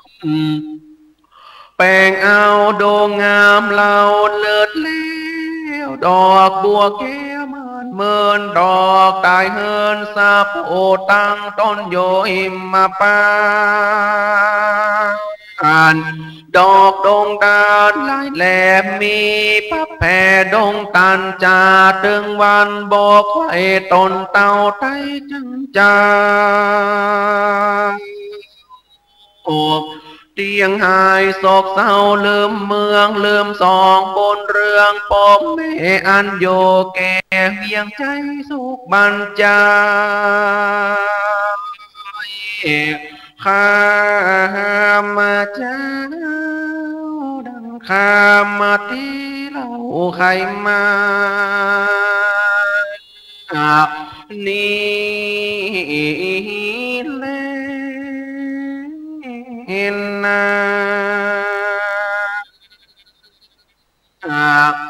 ma ni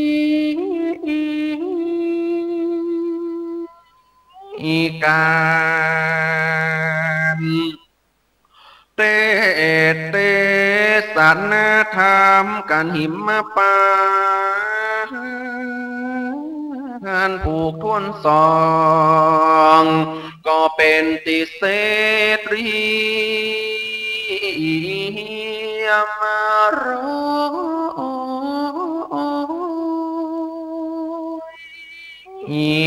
อาตมามอนอยจักขอปัญโจ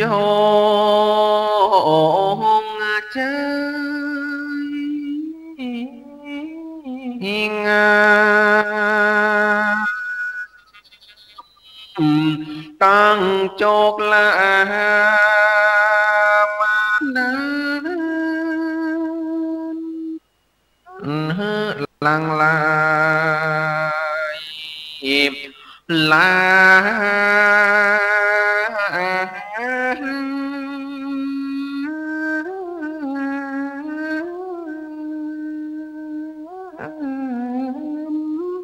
โจกปีเดือนวันยามจุงลังไหลข้าวฮือศรัทธาตั้งหลายได้มั่งมีตูนตาเหมือนกันโก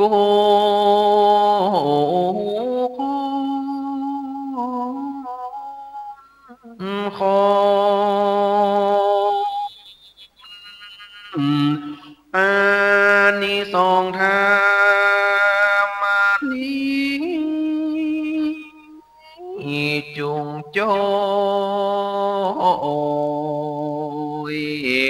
รักษา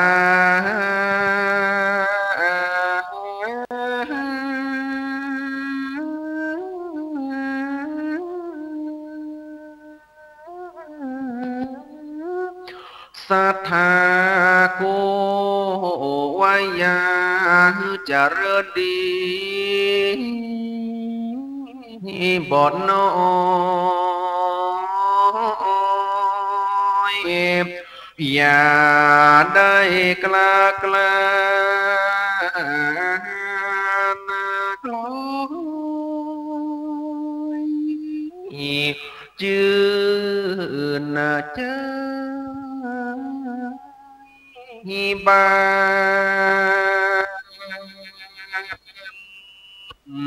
ก็มีวานา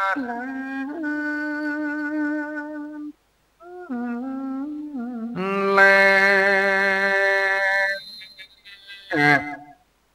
หิมาปานาสุตังเนติตังเกญาสังวานาวิเศษจาห้องเหตุเหมาปานานประดาไปด้วยกาว่าได้134กาตาก็บังคมสมเร็จสเด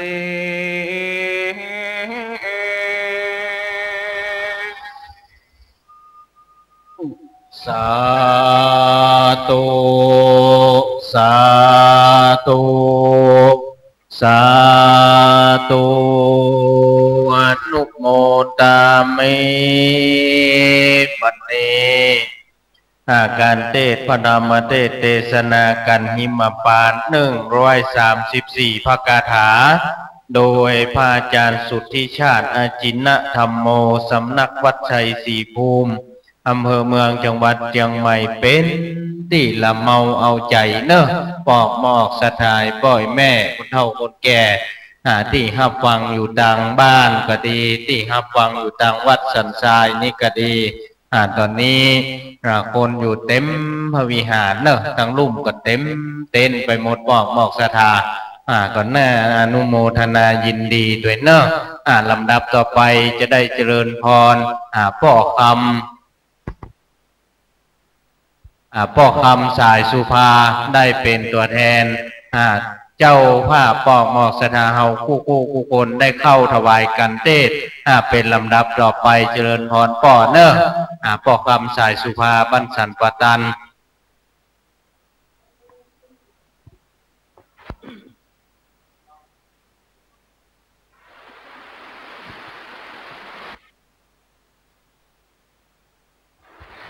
ขณะนี้ป่อคำสายสุภากำลังจะเข้าประเคนกันเทศเฮือองค์เทศเนอะบอกศรัทธาพระอาจารย์ท่านเทศรักษาเวลาได้ดีมาก10 โมงกับแหม55 นาทีเพื่อไว้5 นาทีปั่นปอนองค์ต่อไปพวกก็จะขึ้นต่อแหมตามเวลาเอามีพักนะบอกศรัทธาที่อยู่ในวัดแล้วก็ฟังทางบ้านทาง FM 104.50 เมกะเฮิรตซ์แล้วก็ FM 96.0 เมกะเฮิรตซ์ที่รับฟังณขณะนี้วันนี้ป่อคำสายสุภาได้เข้าประเคนกันเทศเป็นที่เรียบร้อยแล้วลำดับต่อไปในความเมตตาของท่านพระอาจารย์สุทธิชาติอาจินธรรมโมจะได้เมตตาฮือปอนปอกหมอกศรัทธาเฮาที่อยู่ตั้งบ้านก็ดีที่อยู่ในบ้านก็ดีตั้งจิตตั้งใจฮับปอนท่านอาจารย์เป็นลำดับต่อไปเนอพุทโธเสโธติโลกัสสมิงธัมโมเสโธติโลกัสสมิงเสโธติโลกัสสมิงยะถาวาริวะหาปุราปริปุเรนติสากลังเอวะเมวะอิโตทินังเปตานังอุปกปติอิจิตังปฏิตังตุมหังคิปะเมวะสมิจจตุสัพเพปุเรนตุสังกปาจันโทปนารโสยะถามณิโจติระโสยะถาเจโตปนิธานะเมนหวะเจ้ามุลาศรัทธาทั้งหลายเป็นต้นว่าป่อสันติพงษ์ป่วงคำตื้อพร้อมด้วยศรัทธาญาติโยมสาธุชนพุทธบริษัททั้งหลายตั้งใหญ่น้อยหญิงใจจุผู้จุคนณสถานที่แห่งนี้ตลอดถึงศรัทธาญาติโยมที่อยู่ตั้งบ้านก็ดีมีกรรมกรรมผาธนาด้วยประการชันใดดังนั้นก็ดีก็ขอให้สมมโนในไฟอ้างอย่าได้ลงข้องข้างสักเงี่ยงสัพการเม้นบัตันตั้งหลายมีจิตเจตนาจักผ่ายแผ่พระอานิสงส์บุญกุศลจากการได้สดับรับฟังพระสัทธรรมเทศนาการเทศมหาจารย์เวสสันดรจาดกเป็นต้นว่าการหิมปานที่ตนตัวอาตมาภาพเทศนาจบไปแล้วบุญกุศลทั้งหลายทั้งปวงท่านทั้งหลายมีกุศลและจิตเจตนาผ่ายแผ่บุญกุศลไปถึงยังเพราะเกิดไม่เกิดเจ้ากรรมนายเวรผู้มีพระคุณผู้มีบุญคุณทุกท่านทุกตัวทุกตนตลอดถึงเทวบุตรเทวดาที่รักษาศรัทธาญาติโยมรักษาดวงจิตของจันของตั้นทั้งหลายเทพบุตรเทวดาที่รักษาบ้านจองหอเงินเคหสถานที่อยู่ที่อาศัยก็ขอให้บุญกุศลนี้ได้ไปจุจอดต่อถึงเขาเหล่านั้นให้ได้ปัตตาให้ได้อนุโมทนาให้ได้สมดังกรรมกรรมผาธนาของตนตัวเจ้ามุลศรัทธาทุกท่านทุกคนจุยังจุปการนั้นจุงจักมีเตี้ยงแต่ดิหลีและบ่เต้าแต่นั้นบุญกุศลพิสันตระวายสีนี่จุงได้เป็นปฏิพรย้อนสนองปิกมาปกปักรักษากายาตนเจ้ามุลศรัทธาทุกท่านทุกคนเพื่อได้อยู่ดีมีสุขมีอายุมันขวัญยืนปราศจากยังทุกโศกโรคภัยโรคาพยาธิทั้งหลายจุงจะได้มากำกลายราวีนั้นจุงจักมีเตี้ยงแต่ดิหลีใจยะสิทธิทานังลาพังสุติปะกัญญังสุขังพลังสิริอายุจะวันโนจะโพคังพุทธีจะยะสวาสตวัสสาจะอายุจะชีวสิทธิภวันตุเตสัพพิติโยวิวัจจันตุ สัพพโรโควินาสตุมาเตภวัตวันตะรายโยสุขีทีขายุโกภวะอภิวาทนาสีลิสนิจังวุธาปจายโนจัตตารโอธรรมาวทันติอายุวันโนสุขังภะลังสาธุสาธุสาธุอนุโมตาเมจบเป็นที่เรียบร้อยกันหิมปาน134พระคาถาแห่ฮับแห่กรรมเนบอกหมอกศรัทธาเฮาได้ฟังน้ำธรรมคำสอนของพระจินวรสัมมาสัมพุทธเจ้าแล้วก็เอาพระธรรมคำสั่งสอนนี้มาจุบเนื้อจุบใจของเฮาเพื่อให้เป็นสิ่งที่ดีกับชีวิตของเฮาถ้าสีลักษณ์จิตใจของเฮามีธรรมะชีวิตของเฮานั้นก็จะอยู่ด้วยความร่มเย็นผาสุขชีวิตของเฮาปราศจากธรรมะก็มักจะทำให้ชีวิตของเฮานั้นมีแต่ความบราบลื่นเพราะนั้นถ้าเฮามีแต่รักธรรมะในจิตในใจของเฮาบอกศรัทธาถึงแม้ว่าเฮาจะอยู่ที่ไหนตั้งใดก็จ้างเฮาเป็นผู้ที่ไปก็เป็นสุขมาก็เป็นสุขเรียกว่าสุขโตไปก็เป็นสุขมาก็เป็นสุขบทท่อนที่3นี้ต่อไปจะได้เต้ธรรมผูกท่อนที่3ชื่อว่าตาลขันธ์200กับแห่ม9คาถาโดยท่านอาจารย์พระใบทีการณชัยธีระพุญโยวัดสำนักวัดสารปีตำบลสารปีอำเภอสารปีจังหวัดเชียงใหม่ประชาสัมพันธ์สำหรับบอกหมอกศรัทธาที่เอาโรงทานมาร่วมในงานตั้งธรรมหลวงเทศมหาจารย์เวสสันดรจดกของวัดสันทรายเจริญพรเนอได้เอาไปตั้งไว้ที่ทางคณะกรรมการและทางวัดได้เตรียมไว้ให้บอกหมอกศรัทธาเอาเพราะฉะนั้นโฮงทานก็ดีโฮงทานเข้าโฮงทานน้ำหรือว่าอย่างหลายๆอย่างก็ดีได้เอาไว้ที่ทางคณะกรรมการวัดได้จัดเตรียมไว้เนอะปอหมอกศรัทธาแล้วปอหมอกศรัทธาที่อยู่ทางบ้านก็ใกล้จะถึงตอนนั้นเนอะปอหมอกศรัทธาเฮาอันนี้ก็ขออนุโมทนากับโฮงทานกลางวันเพิ่นบอกว่ามีซาวโฮงทานตอนนี้มีซาวโฮงทานโฮงทานลุงสอนเขียงหมูครับน้ำดื่มครอบครัวศรีวิไลผัดหมี่ลุงเลี่ยนป้าบัวคำปันตะแกงเขียวหวานก๋วยเตี๋ยวของวัดสันทรายนี่มีตั้งแต่เมื่อเจ้ายันตั้งถึงเมื่อคืนก็เนอะก๋วยเตี๋ยวโฮงทานวัดสันทรายเพิ่นว่าก๋วยเตี๋ยวอร่อยที่สุดใน3โลกไอ้หรอลองมาจิ้มหัวเนอะขนมถังทองอันนี้ขนมถังทองอัตมะสวดทุเจ้าวัดสันทรายหรือว่าสวดทุเจ้าบุญเนตรพร้อมกับด้วยแม่แสงจันทร์พร้อมด้วยแม่แสงจันทร์แก่นสารพร้อมด้วยครอบครัวแม่ยุพินหลายคนหลายท่านเป็นเจ้าภาพด้วยกันขนมถังทองป้าคำสายสุริยะต้มส้มจีนไก่ลุงพันป้าต่อยลุงพันป้าต้อยรถเหลืองขนมจีนน้ำเงี้ยวป้าตาเจ๊หงมีพัดก๋วยเตี๋ยวพัดโยมอัมไพอุปวงศิลป์พร้อมครอบครัวอันนี้กล้วยบวชชีนมแลกตะซอยพร้อมกับอนุโมทนากับแม่บัวเขียวนางสาวบัวเขียวศรีวิไลนางสาวแสงดาวศรีวิไลนางสาวสุภาพรอินทลักษณ์แกงยวกขนมขาไก่ข้าวเกี๊ยบเมืองน่านทอดของลำดังนั้นบอกหมอกศรัทธาไว้นั้นมากินมาทานด้วยกันเนอะ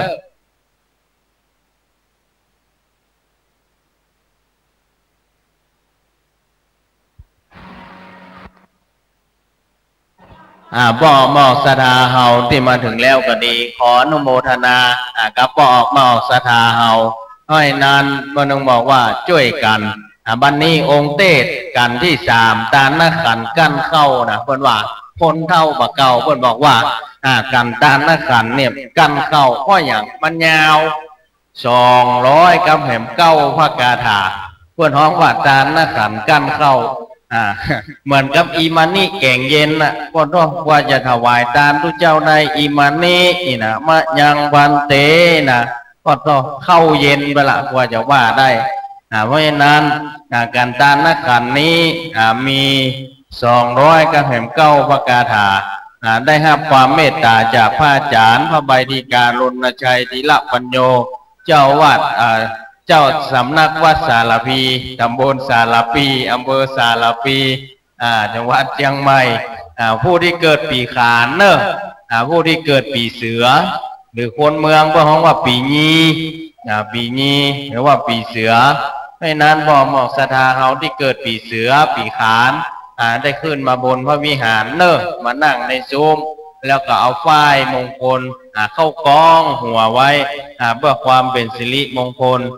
โฮงทานมาเพิ่มแหมอนุโมทนากรรมโฮงทานแม่พินแม่แสงจันทร์แกงบอกฟักมนใส่ไก่โอ้วันนี้นะเจอตึงขึ้นตึงหล่องนะแกงบอกฟักมนใส่ไก่แล้วก็มีของกินห่อหนึ่งข้าวคั่วถ้วยเนอเอามาทานแล้วก็ช่วยกินกันเพราะฉะนั้นห่อหนึ่งข้าวคั่วเพื่อนเอามาทานโฮงทานก็หลายอย่างหลายอันวันนี้วันค่ำห่อโฮงทานไว้ตั้งแต่9 โมงแม่เจ้าจนถึงกันสุดท้ายเทศจบพ่อพ่อหมอกสตาให้พ่อแม่คนเฒ่าคนแก่เฮาตั้งแต่กันแรกจนถึงกันสุดท้ายการสุดท้ายจะเสร็จประมาณ3 ทุ่มโฮงทานก็มีตั้งแต่เจ้าไปจนถึงค่ำเพราะนั้นป้อหมอกศรัทธาเฮาที่รับฟังอยู่ต่างบ้านก็ดีรับฟังอยู่ต่าง YouTube วัดฝ่ายหินก็ดีรับฟังต่างเฟซบุ๊กไลฟ์ของวัดฝ่ายหินก็ดีของวัดสันทรายก็ดีหรือหลายผู้หลายคนป้อหมอกสถานที่แชร์ไปก็ดีขออนุโมทนาในบุญกินบุญทานที่ป้อหมอกศรัทธาเฮาได้ช่วยกันเผยแพร่พระพุทธศาสนาเพราะนั้นเราต้องช่วยกันเราเป็นชาวพุทธเราก็ต้องช่วยกันดูแลทำนุบำรุงพระพุทธศาสนาพระพุทธศาสนาวัดวาอารามกับเปรียบเหมือนต้นไม้ตู้เจ้าพระเนนกับเปรียบเหมือนต้นไม้ป้อหมอกศรัทธากับเปรียบเหมือนผู้ดูแลต้นไม้นั่นน่ะมันทำมันหื้อปุ๋ยโหดน้ำถ้าส่งองค์เจ้าก็มีหน้าที่เติบใหญ่เติบโตขึ้นมาก็ทำหน้าที่เผยแผ่พระพุทธศาสนาเพราะฉะนั้นทั้งสองเบื้องเฟืองฝ่ายก็ต้องช่วยกันคนละไม้คนละมือเพื่อให้พระพุทธศาสนาของเรานั้นดำรงอยู่ได้ถึง5,000 ปีตามที่เพิ่นพระพุทธเจ้าเพิ่นได้วางไว้เพราะนั้นป้อหมอกศรัทธาเราฟังธรรมแล้วได้อย่างพ่องฟังธรรมแล้วเกิดคติประจำใจอย่างขึ้นมาในใจพ่องฟังธรรมแล้วเกิดความซาบซึ้งอย่างขึ้นมาในใจเฮาพ่องป้อหมอกศรัทธาที่เฮาได้รับฟังไปผ่านไปแล้ว2 กันดังนั้นเฮาฟังธรรมนี่เฮาย่อมได้ปัญญาสุสังรพเตปัญญังมันบอกว่าภาษาบาลีมันบอกว่าสุสังรพเตปัญญังฟังโดยดีก็ย่อมได้ปัญญาเพราะฉะนั้นบอกศรัทธาเฮาฟังแล้วก็เอามาคิดพินิจจารณาเอาธรรมะความรู้คำสั่งสอนของพระจินวรสัมมาสัมพุทธเจ้าของเราเนี่ยมาเป็นเครื่องชโลมจิตใจของเรามาเป็นเครื่องป้องกันกิเลสที่มันจะขึ้นมาหนีบมาเต่งตัวของเราเพราะฉะนั้นเหมือนที่บอกไปป้อหมอกสถานตัวของคนเฮานี่มันมีอย่างมีแค่ดินน้ำลมไฟเพราะฉะนั้นดินน้ำลมไฟเขาจะไปแข่งกันดีเนี่ยอย่างไปแข่งกันเก่งเนี่ยอย่างป้อหมอกสถานผลสุดท้ายแล้วดินน้ำลมไฟแตกดับสลายไปทุกคนก็บ่มีไผดีบ่มีไผเก่งบ่มีไผเด่นบ่มีไผดังเพราะนั้นอยู่กับดินน้ำลมไฟแค่นั้นร่างกายสังขารชีวิตของเราป้อหมอกสถานเพราะนั้นเมื่อเราได้ยินพระธรรมเทศนาแล้วก็ดีได้ยินพระสงฆ์องค์เจ้าขึ้นมาเทศหลายองค์หลายท่านก็เอาธรรมะเข้ามาใส่ บานธรรมะนั้นมันก็มีหลายรสหลายชาติมีตึงธรรมะเพชรปูบุญมันก็เหมือนเฮากินอาหารพ่อหมอกสถานพ่อแม่คนเฒ่าคนแก่ที่รับฟังรายการทางสถานีวิทยุFM 104.50 เมกะเฮิรตซ์ของวัดฝ่ายหินและรับฟังทางสถานีวิทยุ FM 96.0 เมกะเฮิรตซ์ของวัดพระธาตุเจ้าดอยสุเทพธรรมะของครูบาอาจารย์พระเถระนุเถระครูบาอาจารย์ที่เพิ่นเฮือมาก็มีทั้งเพชรทั้งหวานทั้งเค็มเหมือนเฮากินอาหารพอออกมาออกสถาเฮาต้องเลือกเอาธรรมะที่มันจะเข้าไปในจิตใจของเฮาอันใดที่มันถูกกับจริตของเฮาก็เอาธรรมะข้อนั้นบทนั้น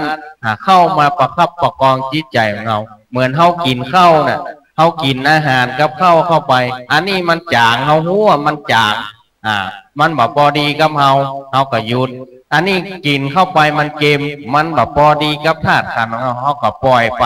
เพราะนั้นเฮากินเข้าไปมันหวานมันก็แบบพอดีกับร่างกายของเฮามันก็กินเข้าไปมีแต่จะทำให้เฮาสังขารร่างกายเฮาเป็นโรคเป็นภัยเพราะนั้นธรรมะก็เหมือนกันป้อหมอกสถายปล่อยแม่อันเนี้ยธรรมะคำสั่งสอนของพระจินวรสัมมาสัมพุทธเจ้าเนี่ยธรรมะข้อใดบทใดที่มันถูกจริตกับเอามาเป็นธรรมะคติข้อประจำใจเอาเป็นข้อเตือนใจเฮาไม่นั่นอยู่ไหนเฮาอยากได้สบายใจม่วนใจทำบุญไปเถอะถึงบ่เสียหายจะได้สบายจัดนี้จัดหน้าเพิ่นต้องบอกว่าไม่นั้นการทำบุญนั้นเป็นยอดแห่งทานบอกหมอสนายอดแห่งทานเหมือนที่เพิ่นบอกว่าถ้าเฮาทำบุญเป็นยอดแห่งทานแต่ยอดของการทำบุญแท้ๆนั่นคือการภาวนาทานศีลภาวนาทุกอย่างรวมที่อยู่ภาวนาอย่างเดียวถ้าเฮาได้ภาวนา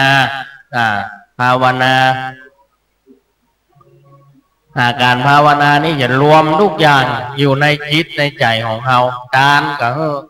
ศีลภาวนาทุกอย่างรวมอยู่ในภาวนาทั้งหมดเพราะนั้นภาวนานี่เป็นยอดมอน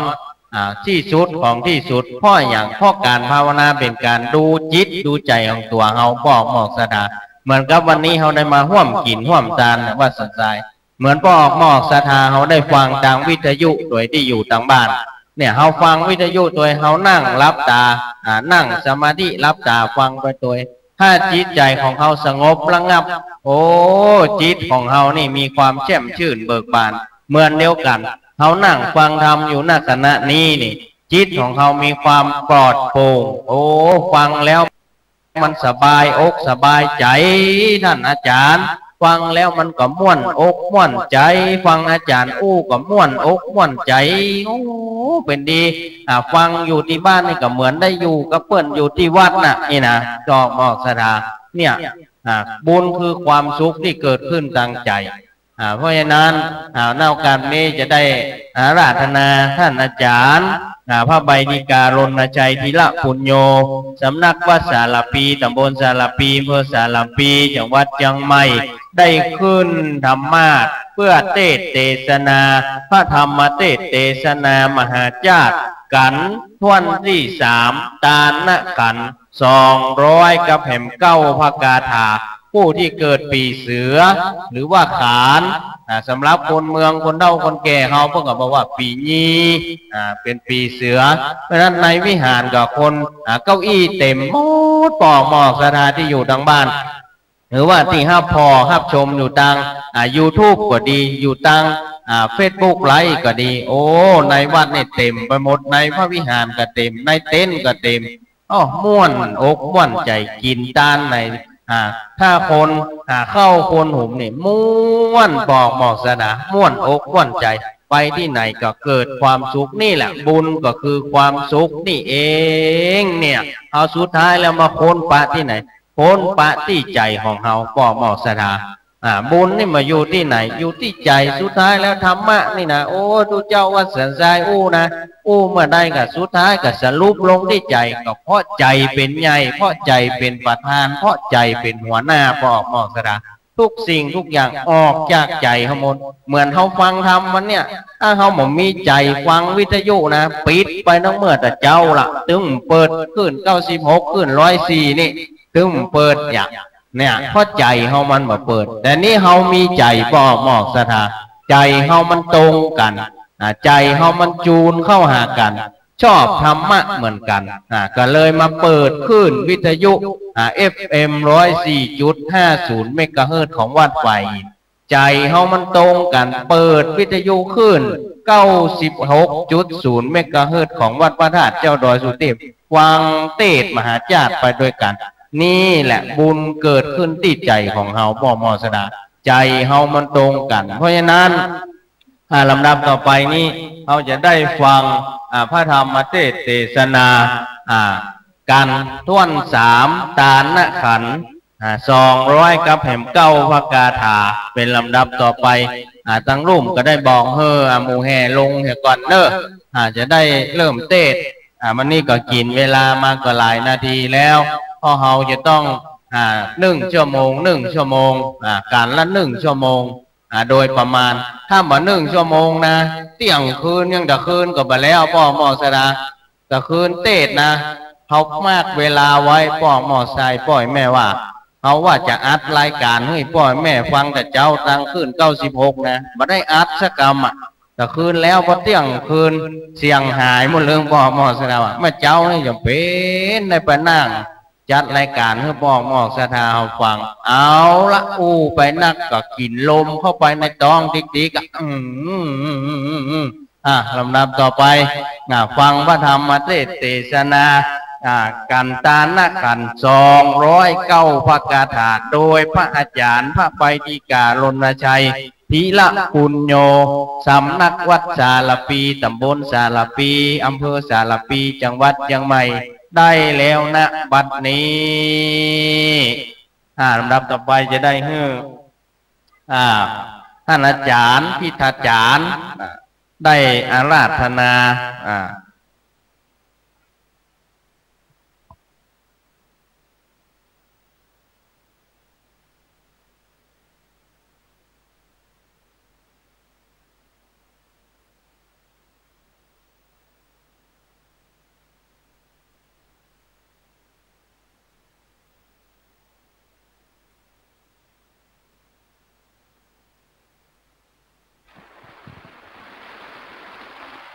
ตานะกันปังตานะกันยิ่งหนอพระเจ้าทุกสิ่งเป็นตาคนไหลลามที่ต่อยน้ำตาโย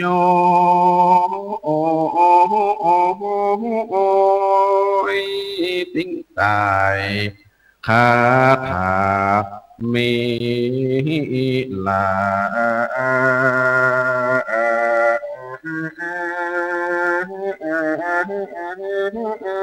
บ่สาวนับว่าใจ200 ปลายก้าวปูนปางขอนิมนต์ลูกศิษย์พระบุตรเนโตสักสวัสดิ์คืนนางธรรมะเกเลเ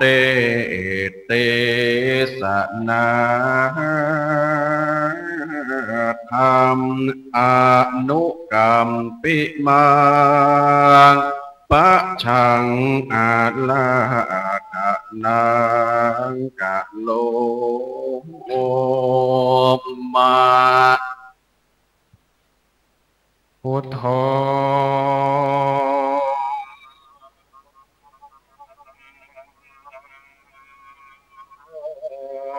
เมตตาโธ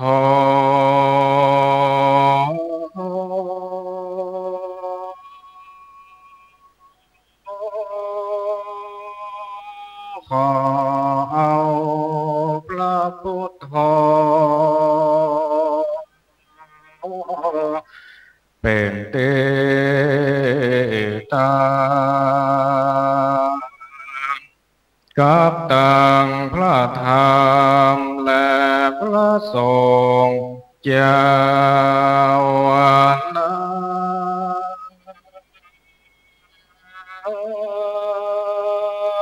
เป็นสา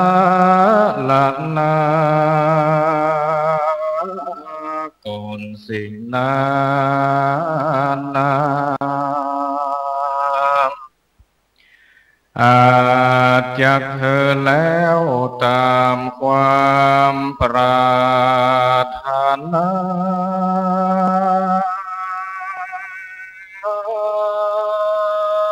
ของเป็นสารณะสืบไว้ไปนาเพื่อบ่เฮอได้ลาจา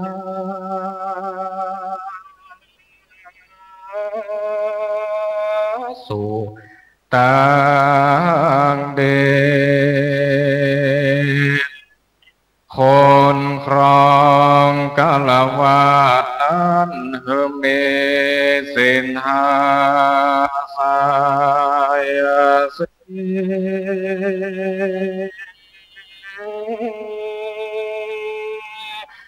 รักษาเดเนอย่าเฮือด่างห้อยกางโกอย่าเมโห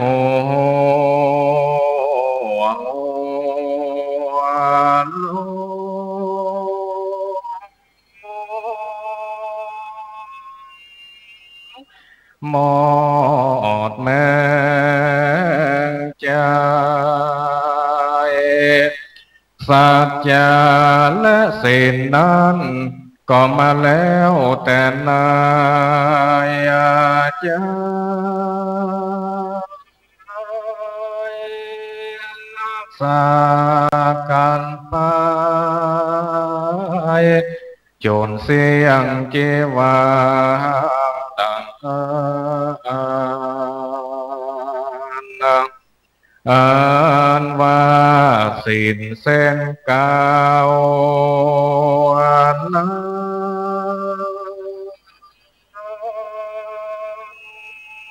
ชื่อว่าปานบอกว่าป่าบวกป่าล้อมกงเหนียวและป่าฟ้า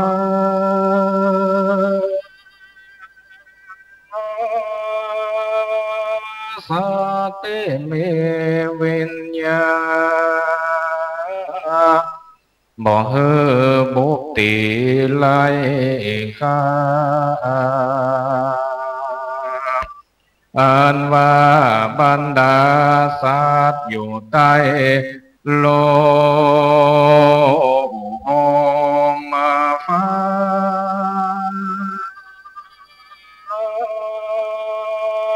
ดังมีชีวิตหนอเอ็นเซอย่าได้ไล่กองถูกจองและเขียนติ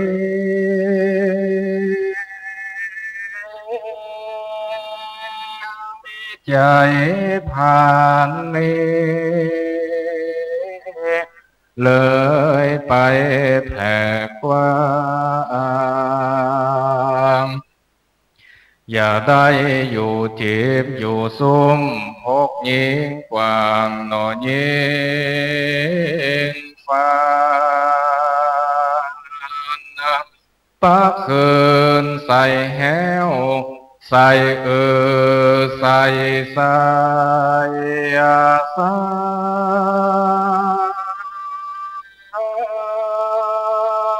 ใส่เบ็ดกองการ ก็คนเขียดน้อยปูนเวทนาบ่ใจน้อยได้เวทวิ่งเต้นหน่อไปมาตอดแห่สุมพร้อมตั้งซ้อมและงอมปา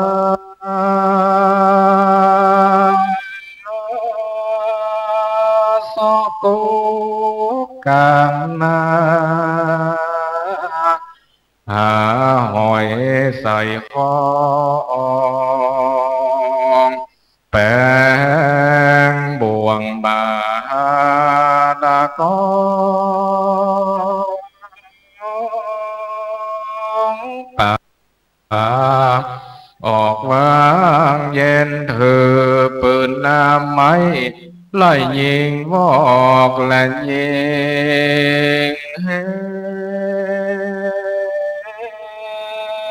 โยกระตำที่ดงเย็นพบยิงเสียโคงแพ้สัตว์อันใดก็มาแล้วอย่าข้าเขาตายเมียเจวาอันว่าสินข้อสองนั้นว่าสมบัติสิ่งสร้างสรรค์เป็นอาทินนานนาบ่ฮือลักของท่านต่างโกที่เจ้าของเปิ้นบ่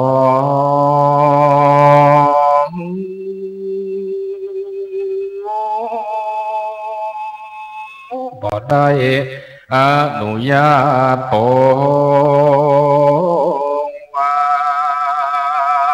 งศีลข้อสามนั้นชื่อว่ากามเมสุมิจฉาจารย่อมเป็นภัยมาบอกโอนเสพโซห้ามบ่เฮเลนาจูจากผัวเมียอยู่กับกันยังบ่อย่าล้างจักเอาไปควางนา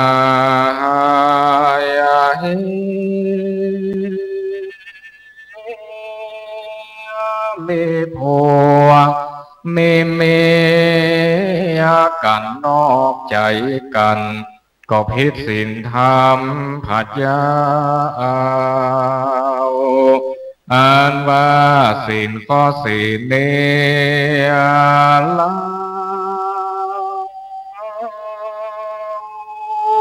ห้ามบ่เฮือโจไลหลอกลวงลางศีลข้อห้านั้นบ่เฮือกินน้ำย้อยกลหมอข้า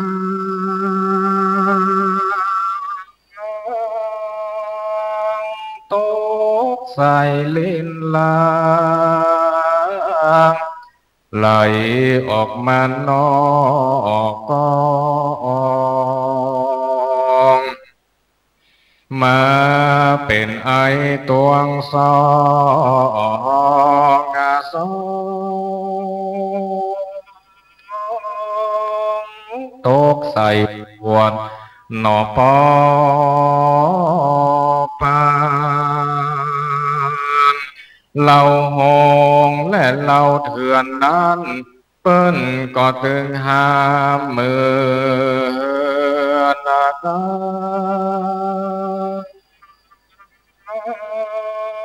ท่องกอดดานไปเบบานามบัดาลน้ำขาวบอดได้โตพองใครอยากกินเลบาโล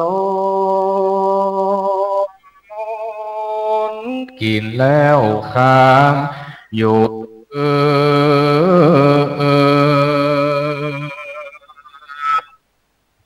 ลางพ้องกินเราแล้ว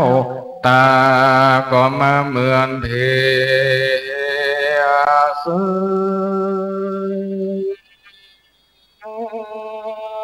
สาวเตีนสาวมือกวักเหนือกวักตายพอฉะนั้นบอกควรลาสาจามันรักษาสิ้นกินตานกันไปจนสุดยอดมหาเนรปานวานาน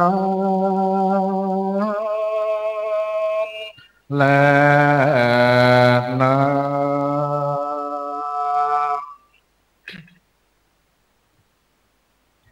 ขอนอบน้อม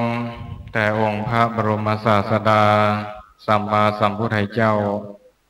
ขอถวายความเคารพพระมหาเถรานุเถระครูบาอาจารย์เจ้าทุกรูปทุกองค์เจริญพรมยบรรดาศรัทธาญาติโยมท่านสาธุชนพุทธบริษัททุกท่านซึ่งลำดับพระธรรมเทศนาก็มาถึงกันที่3ตาลกันมี209คาถาแต่กี้เปิ้นก็ได้พรรณนามาก่อนนักพอสมควรซึ่งอาตมาภาพก็จะมาเอาอู้แหมก็กลัวว่าจะเป็นการงมป่าขี้ซากเพิ่นว่าตาลกันนั้นเป็นการกั้นเข้าที่มันจะกั้นนั้นก็มันจะกั้นกับตุเจ้าหลวงเพิ่นลมนักล้ำไปอาตมาภาพก็จะพยายามที่จะบังเอิญกั้นเข้าเอาพอเหมาะพอดีพองามเพราะว่าก็จะได้ถึงเวลาจะจวดเพลฉะนั้นแล้วก็ตั้งอกตั้งใจฟังเน้อนะโมตัสสะภะคะวะโตอะระหะโตสัมมาสัมพุทธัสสะโหสัตเตเปโกนเตเวปุตังสัมเม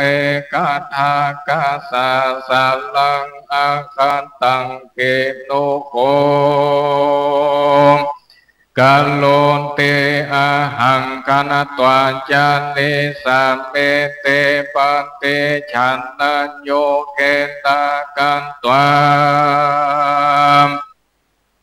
เสเลทานยานาคันพานาวาเรเทตาเตสังสัลลาปังโสตวา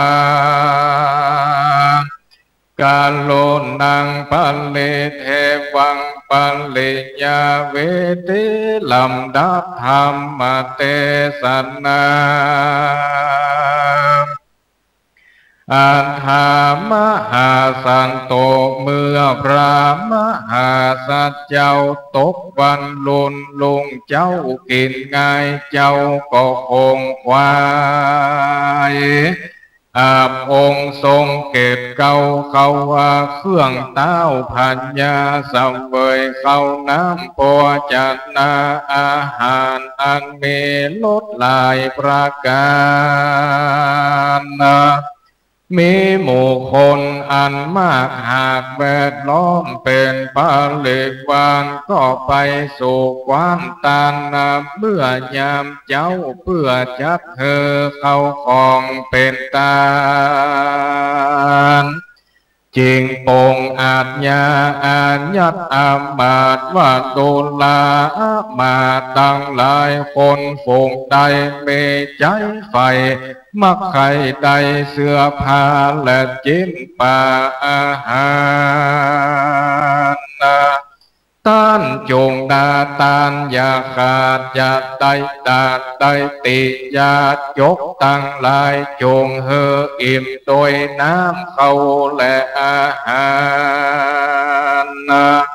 แล้วไปตามใจเขาเตอเงวุฒหาคนตั้งหลายแก่เท่าก็ปากันร้องให้เราไป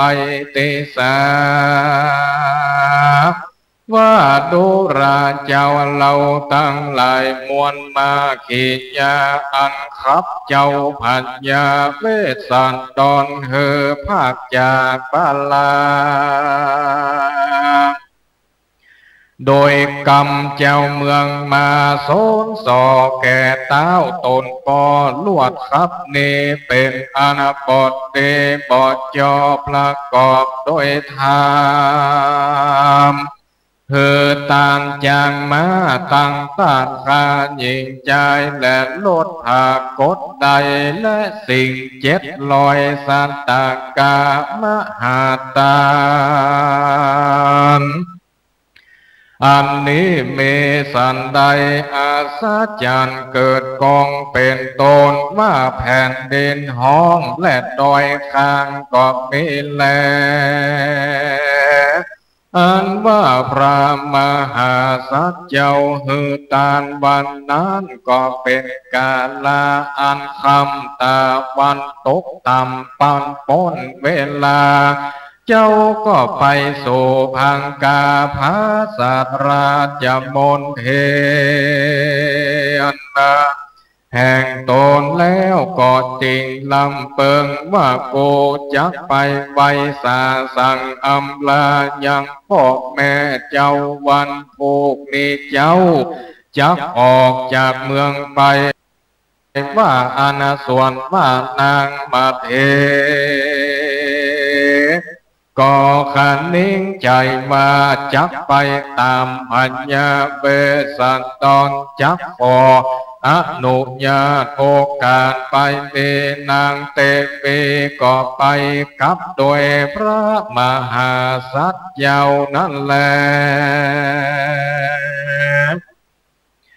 การว่าพระมหาลาเจ้าเก่าอำลาพระปิตาเทลาตนแล้วตนแก้วก็ไปสู่สำนักพระมารดาไว้นางพัญญาตนแม่ขออนุญาตแต่นางพุทธเดชแม่เต็มเวเจ้าฟ้าขออนุญาตเธอข้าได้บวชเป็นเจบวชเป็นละเสโยในป่าเป็นที่เปิงใจแห่งตัวข้าพ้นประมาณข้าได้ตานจางมาพ่อข้าว่าข้านี้หายบอดเดก็เลยขับข้านี้ออกจากเธอปัดภาคจากเมืองไปข้าจักไปผูกเจ้าข้าจักเข้าไปเสพตุกในปากกว้างเป็นที่อยู่แห่งแลดย่างเสื่อมมีบวชเป็นละสีในป่าไม้จักไตกระทำบุญใจใจจุวันจะแลเตนานางราชโพสเต ได้ยินกำเต้าตนโลกจริงตานถอยโถกาถาว่าอนุจานาเมตังปนตาปาปัจจามเตสมเมจันโตดังนี้เป็นตนโดลาเจ้าลูกหลานแก่แม่แม่เจ้าก็อนุญาตแก่พุทธาจะไปจำศีลภาวนาในปากกว้างเพื่อเสพสังสังเวยบุญอันจะเป็นกุลแก่เจ้าทลาบต่อเต้ายาวาเจวังโดยมิแต่ดังนางบัดเหงามบ่สาวจงเฮยโยกับลูกเต่าตั้งสองนางจักปองกระตำดังเลือใดในป่าไม้เหมมาปานาเมื่อนานพัญญาเวสันตนโตนบุญกว้างจริงเก่าอ้างกับพันลาจากมารดาว่าคาแต่แม่เป็นเจ้าพิว่านางมาเทเมใจมักใครติดตามไตข้าไปก็โยงตามใจนางเป็นใหญ่ปริว่าบ่มักใครไปตัวก็จงโยกับพระแม่เจ้าและลูกเต่าตั้งสองแดนเดินตามโตลาจาบาเทเจ้าจงโยก้อยเลี้ยงลานโปรดในเมืองนี้เตอที่นั้นนางมัดเฮจิงใบพระบาทไทยเปตาวาคาแต่พระมหาราชเจ้ากันว่าคาได้ปัดภาคจากลูกเจ้าตนชื่อว่าเวสันตรแม่นได้โยปราศาสอันบวรโดยเงินโดยคำมีนางนาสนมแวดล้อมแห่แห่หอมเป็นปาลิปานคาก็หาความสำราญบ่อนใดข้าจักไปสู่ป่าไม้เป็นเปื้อนพลังเงาไทยราชสะเมจะแลนโดนลานนางมาเทในป่าเกเลป่าไม้อันเป็นป่าใหญ่ดงนามีกำลังอุตสาหะยากเพียงลำบากแต่เดเลเตนานางมาเทก่อนเลยกล่าวกับพัญญาสนใจว่าข้าแต่พระจอมใจนอฟ้าข้าก็จักอดภัยใดฝูงนั้นบ่อยู่จักไปเป็นกู้ลูกเจ้าพัญญาฮือปอสอก็จักปองนำต่างไปก่อนลูกเจ้าฟ้าเตียวไปบ่อยากจะแลข้าแต่พระราชาเจ้ากันว่าข้าใดปัดภาคจากลูกเจ้าฟ้าแม่นใดเป็นใหญ่เหนือนาแผ่นดินเกณฑ์สากลโลกลาจมโปตุยมีน้ำสมุทรที่เป็นแตงมีเงินมีคำแก้วแหวนก็หาสุขบอดใดสักอันยิ่งผู้ใดมีผัวตนที่เดมีสุขบ่พระคางยามเมื่อผัวตนร่างจะสมบัติมีใจบ่เอือไปเพื่อทานผู้อื่นมักตื่นสุขแก่ตัวข้ากลัวใจแม่ยิงฝูงนั้นอันหยาบกานักหนาคาจักมักซับตามบ่ไรจักเข้าป่าไม้ตัวผัวจะแลเมื่อนั้นเต้าพัญญาสนใจจริงจากตอนนางมาเทว่าโตราราชมาเทพ่อจาคำตีตานต่อเจ้า บ่มีใจมองงาหม้อขับตามจักเข้าตรงรางป่าไม้ป่อก่อห้ามใดดังใจเต้าว่าสันเลน้องไว้ลานปูเจ้าจุงไว้อยู่ในภาษาทราชมนเทียนปอเฮได้หันนาลานกำพร้าเหมือนดังใดหันเจ้าตั้งสองเมื่อนั้นนางมาเทเจงใบพระพิตาตนปอว่าข้าแต่พระราชาเจ้าลูกเต่าคาหักเหมือนชีวิตแหลมนาเต้าบรมสนใจก่อนเลยกล่าวว่าโดรานางมาเทกุมารลานตังกูเกยอยู่เสวยเข้าน้ำโปจานาอาหารอันมีลดหลายประการจินอาจารย์ดาโดยจินป่าอาหารเดลัยลายลาลานกูตังเลือจักใดไปเกณฑ์ยังลูกไม้และหัวมันประการหนึ่งลานกูเคยมีนางนาสโนมแวดล้อมอ้อมปัดเวโดยจามมัดเลกวัดไกวไปมาบัดนี้นาลานโกจักไปโยป่าไม้หาคนจักปัดเวบอดใดเหลือกยุงไตตาไตตอมตนจะแลมาเพ่งเตเวส่วนว่านางราชมาเพสันลีไว้พอป่อผัวแล้วสั่งอำลานางนาสนมเจ้าแม่นางแก้วแก่เฮือนหลวงตั้งหลายแล้วก็เอาลูกแก้วตั้งสองคืนขี่รถก่อนรอทาพระมหาสัตว์เจ้าก็มีแลส่วนว่าพัญญาเวสสันดรผู้ทรงยศก็เสด็จขึ้นโสราจะลดตาไปและที่ใดคนตั้งหลายเจ้าก็ฮือสัญญาณลดไปขอสั่งอำลาว่าตุราเท่าแก่พ่อแม่ญาติกาตั้งหลายอันว่าตนตูขาจักกากันนาเข้าไปอยู่ในป่าเหมมาปานตั้งหลายจงเอากันอยู่หาพัญญาบอดใดสวัสสันเต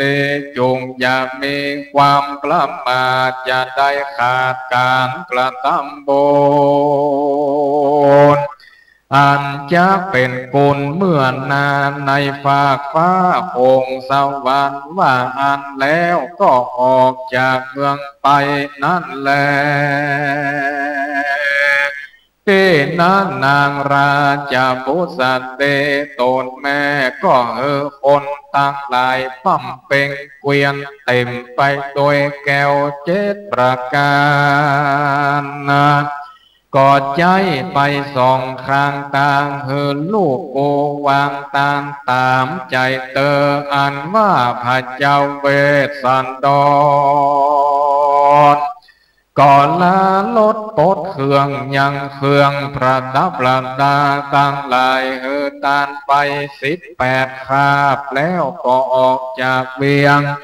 ยามนั้นอัศจรรย์เกิดกองเป็นต้นว่าแผ่นดินห้องและดอยค้างก็มาเกิดโดยคนนาอินโดเต้าพัญญาจากภาคหนีออกจากกันไปวันนั้นแลพระมหาสัตยาก็สั่งอำลาอามาตย์แล้วตนแก้วก็ขับรถจากกันไปจริงกล่าวกับนางนงไว้น้อยนาว่าโดราเจ้าราจมาเทพริว่ายาจกองใดหากมาตามดังเราดังอ่าน เฮินางจงพิจารณาญาจกขอตานฝงนั้นปีจักตานว่าอันแลอันว่านางราชกัญญาก็หันยาจกคนขี้ไรมาจิ้มไก่เจงบอกละเงาไทยลาจาว่ายาจกมาว่าอันเจ้าก็เอายังราจะลดยังทายาจกเข้าไปตันแล้วก็มาขอเอามาแก้วสี่ตัวส่วนว่าพระเวสสันดรก็เฮือตานไปแก่พระบรรณาจารย์คงนั้นสันนั้นแลยามนั้นพรามโอนหนึ่งก็มาตัวหลังแล่นมาตันมาหาพระเวสสันดรแล้วก็ขอยังราชลดยาวพระเวสสันดรก่อนเลยเฮือตามไปก็ยังเหลือลูกเต่าและเมื่อตนเฮือลงจากราชลดแล้วก็โปรดโป้งปล่อยเป็นตาลไปวันนั้นตะโตเวสสันตะโลเมื่อนั้นตาเวสสันดรเฮราจะลดเป็นตาลแล้วก็เฮนางแก้วลาจะมาเทกับทั้งสองสะเลลูกลักราชก็เฮก้อยกาดลงเป็นเต้าพญาและพ่อแม่ลูกก็เอาการเตียวไต่ไปพระมหาสัจยาวก่อนเลยจากกับเจ้าราชกัญญาคือว่านางมาเทว่าเจ้าจงเอากันหาผู้เป็นน้องยังปอแควนเพราะว่าเบาสันน้อยอันว่าตัวปีนี้จักอมจาเลตนปีอันยังแควนนักอันว่าพระมหาสัจเจ้าตั้งสองกล่าวสารนั้นแล้วก็ปากันอมเอาลูกแก้วตั้งสองไปใจก็เข้าไปสู่ป่าหิมาปานก็มีโดยประการดังกล่าวมานี้แหละนาตานาการทางเดติตังเขยาอันเตสนายังทำตาหน้ากาถาตาหน้ากันอันประดับประดาไปโดยคาถาว่า200เก้ากาถาก็บังคมทรงเลสาเตสาธุสาธุสาธุอนุโมทามิปฏิการแสดงพระธรรมเทศนาทานขันธ์ก็เป็นอันบัวละมวลแล้วลำดับต่อไปนี้จะได้เจริญพรท่านอาจารย์คัชชนบุญชูวิทย์ผู้เป็นเจ้าภาพร่วมได้เข้าถวายกันเทศแด่องค์เทศเป็นลำดับต่อไปป้อหมอกศรัทธาที่ป้อแม่คนเฒ่าคนแก่ที่รับฟังต่างบ้านเตรียมน้ำหยาดไม้ตาลทับปอนไปพร้อมกันเน้อป้อหมอกศรัทธาป้อแม่เฮาใครที่เกิดปีขานปีงีตาลนะขัน200กับ9พระคาถาให้นั้นป้อยแม่คนเฒ่าคนแก่ที่อยู่ต่างบ้านเตรียมน้ำหยาดทับปอนจากท่านอาจารย์พระใบทีการณชัยเป็นลำดับต่อไปเมื่อทุกอย่างพร้อมแล้วขอความเมตตาท่านพระใบทีกาธีรชัยได้เมตตาปันปอนปันโจกปันใจปอกหมอกศรัทธาที่อยู่ในขวางแก้วอารามวัดสันทรายและรับฟังผ่านทางสถานีวิทยุทาง FM 104.50 เมกะเฮิรตซ์ของวัดฝ่ายหินและ FM 96.0 เมกะเฮิรตซ์ของวัดพระธาตุเจ้าดอยสุเทพเป็นลำดับต่อไปกราบนิมนต์ครับผม ยะถาวาลิวหาปุราปาริปุเรนติสากลังเอวเมวะอิโตทินังเปตานังอุปากาปฏิอิชิตังปฏิตังตุมหังจีปเมวะสเมจันตุสัพเพปุเรนตุสังกปาจันโทปนะละโสยะถามณีโชติละโสยะถาปฏิไมเมเจ้ามูลสัทธาสำนักเจ้านางปุณคำเจ้าสำนักสัทธานายสันติพงศ์ปวงคำตื้อพร้อมบรรดาลูกเต้าเหล่าล้านและสาธุชนพุทธบริษัททั้งหลายก็ได้สลงปองควายโต๊ะแต่งแผ่งพร้อมน้อมนำมายังมีมัทุโบกผาลาจาดวงดอกข้าวตอกดอกไม้ทีระดับปัจจัยไตยวัตถุตามทั้งหลายมวลมุนีนำมาถวายแก่พระติตะไลรัตนพันธ์แพ้วแก้วเจ้าทั้งสามประการแม่นกรรมกรรมภาธนาแห่งเจ้ามูลสัทธามีด้วยประการสันใดก็ขอจักโสมโนไมไฟอ้างวิริฝากไปหายังมเหสีกาเทวบุตรเทวดามวลหมู่อันตั้งอยู่กู้พิมานันรักษาสถานวัดวาลังเก้าเทวบุตรเทวดาเจ้าอันรักษาการยสันธานแห่งตัวตนเจ้าบุตรสถานาสาเกหาสถานบรรจองหอเฮือนทุกแห่งหนบนอากาศไปใต้ลวดตอนละเนียนรักษานาตีย่านน้ำทุกแก่นถ้ำปูหาพระพัฒาคิรีป่าไม้อันรักษาโคงเขตใต้จงปูอากาศสุตาวาสีประตูเมืองยะสะเลืองต่ำใต้ตังกุมพันและยักษ์อาลักมเหสีอเวจีโลกใต้ตั้งจาโยมผีบานจตุโลกาทั้งสี่เท่าทิราชองค์อิน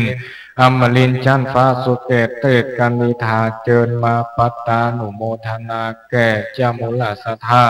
นั้นจงจักมีอภิวาทนาสิสเนจังวุธาปจายโน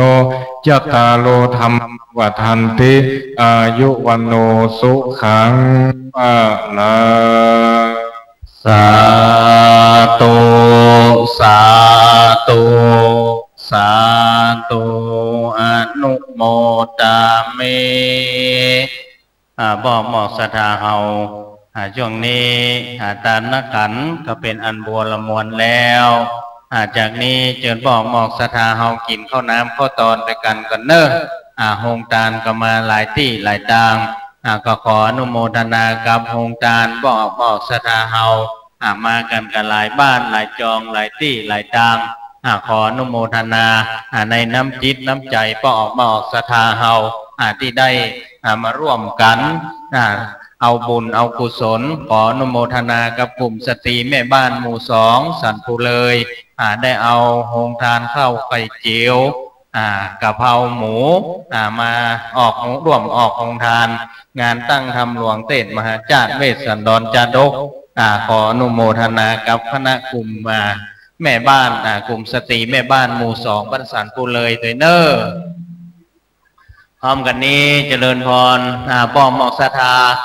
ที่อยู่ในวัดก็ดีในวิหารก็ดีป้อมหมอกศรัทธาเฮาเจริญพรเนอะไปกินข้าวกินน้ำกันเฮียก่อนแล้วก็ปีขึ้นมาใหม่เนอะป้อมหมอกศรัทธา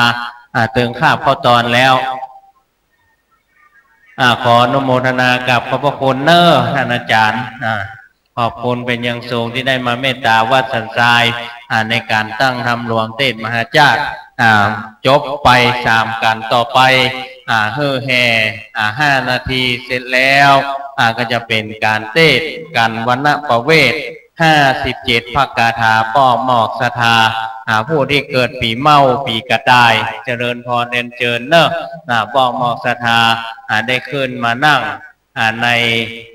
พระวิหารในซุ้มกลางสืบชะตาเพื่อความเป็นสิริมงคลแก่ตัวเฮาต่อไปภัยเกิดปีกระต่ายหรือว่าปีเมาเจริญพรเรียนเชิญเนอะกินข้าวน้ำข้าวตอนแล้วเจริญพรขึ้นมาในพระวิหารเพื่อที่ได้สืบโหราชตาต่อไปสำหรับพ่อหมอกศรัทธาที่อยู่ทางบ้านนี่พ่อแม่คนเฒ่าคนแก่นี่พ่อแม่ญาติโยมผู้ใจบุญทุกท่านที่รับฟังรายการวิทยุอยู่ณขณะนี้ก็กินข้าวน้ำข้าวตอนกันเนี่ยก่อนเนอะกินข้าวน้ำข้าวตอนกันไปตัวแล้วก็ฟังทางสถานีวิทยุไปตัวตอนนี้กำลังจัดเตรียมสถานที่ภายในวิหารเพื่อที่ว่าตอนนี้คณะกลุ่ม ท่านนายกเทศบาลตำบลหนองแก้วนำโดยท่านนายกแล้วก็ผู้ตั้งสทเนาะสทก็ได้มาถึงที่วัดสันทรายเป็นที่เรียบร้อยแล้วต่อไปคณะของผู้บริหารเทศบาลตำบลหนองแก้วจะได้ขึ้นมาร่วมฟังพระธรรมเทศนากันวณประเวทเป็นลำดับต่อไปเราก็มาออกศรัทธาเฮาที่อยู่ทั้งบ้านกินข้าวน้ำข้าวตอนนั่นก็ดีชวนกันกินข้าวน้ำข้าวตอนแห่ก่อนเนอะมาออกศรัทธาเฮาสถานีวิทยุตึงบันนีไปไหนก็ยังรอมาออกศรัทธาเฮาเปิดฟังวิทยุอยู่เพิ่นถึงบอกว่ามาออกศรัทธาเฮาของเก่าเกื้อโบราณล้านนาเฮาเป็นต้นว่าขนบธรรมเนียมประเพณีหลายอย่างหลายอันเพราะนั้นเขาต้องช่วยกันอนุรักษ์รักษาไว้ถ้าเขามาช่วยกันอนุรักษ์รักษาเนี่ยของเรานี้ก็จะสูญหายไปถ้าเขาบ่ทำเพื่อดูบ่อู้เพื่อฟัง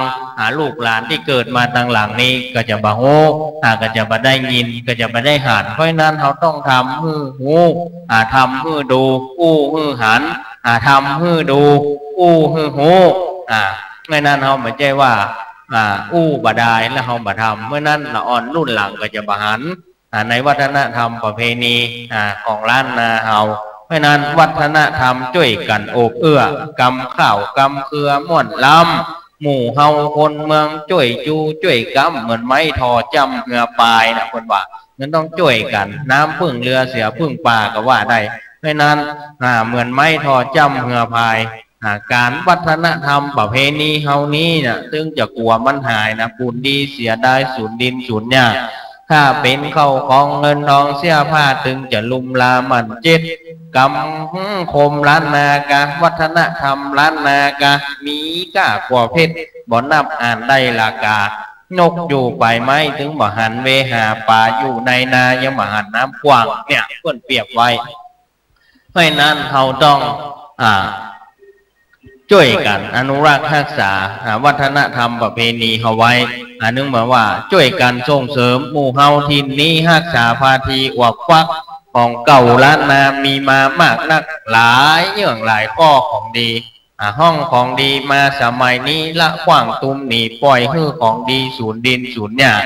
บ่ใจว่าแปลงกำแหงแซงซ่าลองคิดก่อยดีก่อยดูที่ชั้นของเก่าโบราณเฮามีอยู่นั้นล้วนมีก้าอันของแปลงเอาแก้วขี้แย้นะมาใส่หัวแหวนแก้วก็สีแดงปกไว้ในผ้าเจิญเจ้าล้านนาพี่น้องเจ้าข้าช่วยกันลุมลาพิกเวินยังวรรณกรรมเมืองเฮาเก่าเนิน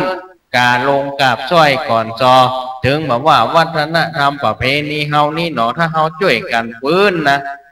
เฮาช่วยกันฟื้นจะมีไผ่หนอมาช่วยยกนอล้านนาหมู่เจ้าแต่กะถ้าเฮามาช่วยกันมัวแต่อิจฉาริษยากันมาช่วยกันโอบอุ้ม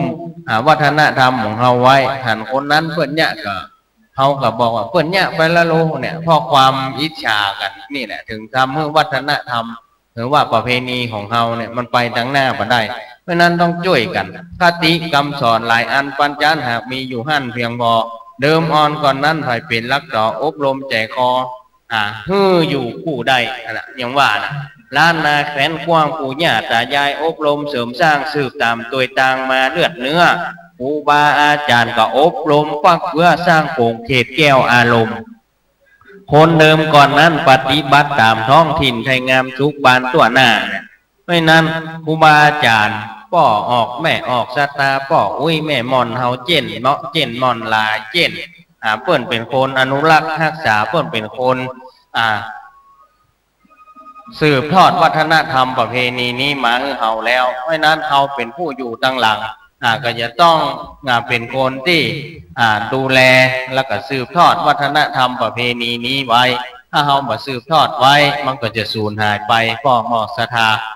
กันที่4ก็จะได้เวลาขึ้นเต้ตอนนี้เที่ยงกับ5 นาที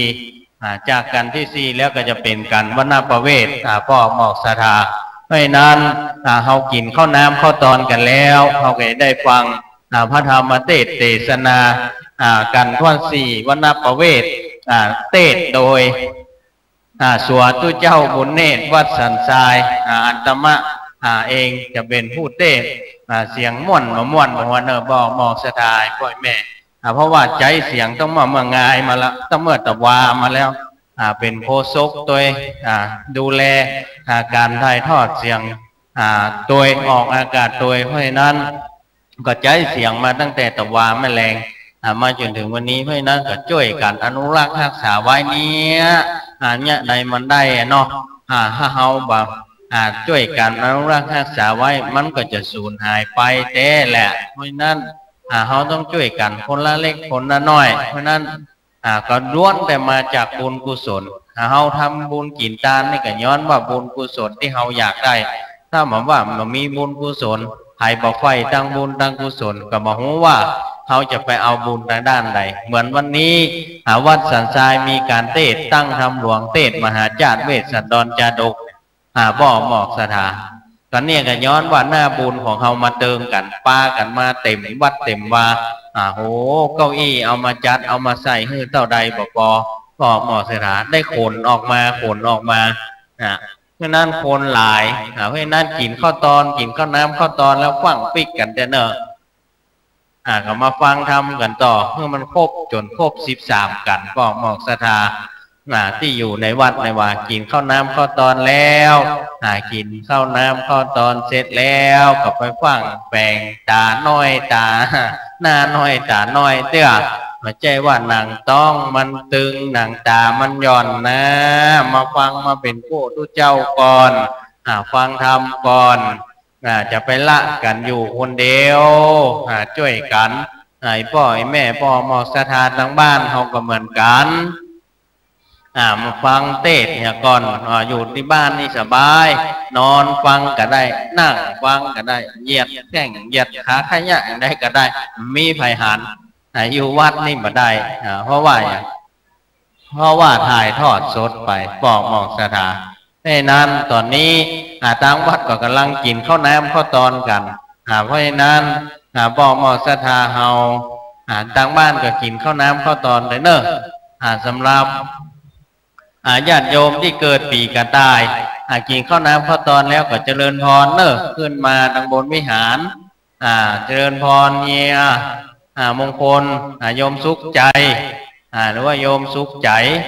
ขึ้นมาบนวิหารได้ถ้ากินอิ่มแล้วเจริญพรเนอะเฮียกับโยมสุขใจขึ้นมาบนวิหารก่อนได้สำหรับป่อหมอกศรัทธาที่เกิดปีกระต่ายก็เจริญพรขึ้นมาบนพระวิหารได้หลังจากกินข้าวน้ำข้าวตอนโฮงการเปิดตลอด24 ชั่วโมงจนเทศแล้วตอนนี้พิธีก่อนกันดำเนินรายการไปเพื่อว่ารอพอออกมาออกสถาเขากินข้าวน้ำข้าวตอนแล้วตอนนี้กับภาคกินข้าวน้ำข้าวตอนแต่ก็จะเทศไปตัวตอนนี้คือหมู่แห่ได้แห่10 นาทีเมื่อได้เวลาแล้วก็จะได้อาราธนาการวณประเวทเป็นลำดับต่อไปซึ่งตอนนี้อากาศก็แดดร้อนปอกหมอกสถาเพราะฉะนั้นเฮาก็ต้องดูแลต่อเก่าไดเนอร์ปอกหมอกสถาตั้งนอกที่อยู่ตั้งนอกอากาศแดดก็ร้อนหาที่ห่มอยู่อยู่ในเต็นท์ถ้าบ่มีพัดลมบางทีบางครั้งก็จะทำให้เป็นลมได้เพราะฉะนั้นปอกหมอกสถาเฮาก็ดูแลตัวเก่ากันตัวดูแลคนข้างๆตัวกินอิ่มแล้วก็เก็บลงในถังขยะเพื่อเป็นระเบียบเรียบร้อยในถุงดำที่ทางวัดได้เตรียมไว้ปอกหมอกศรัทธาเตรียมไว้ช่วยกันดูแลรักษาความสะอาดมันก็เป็นความเป็นระเบียบเรียบร้อยพร้อมกันนั้นห้องน้ำของปอกหมอกศรัทธาก็เข้าได้ทางขวามือของปอกหมอกศรัทธาถ้าหันหน้าออกไปทางด้านทิศตะวันออกขวามือปอกหมอกศรัทธาที่โฮงทาน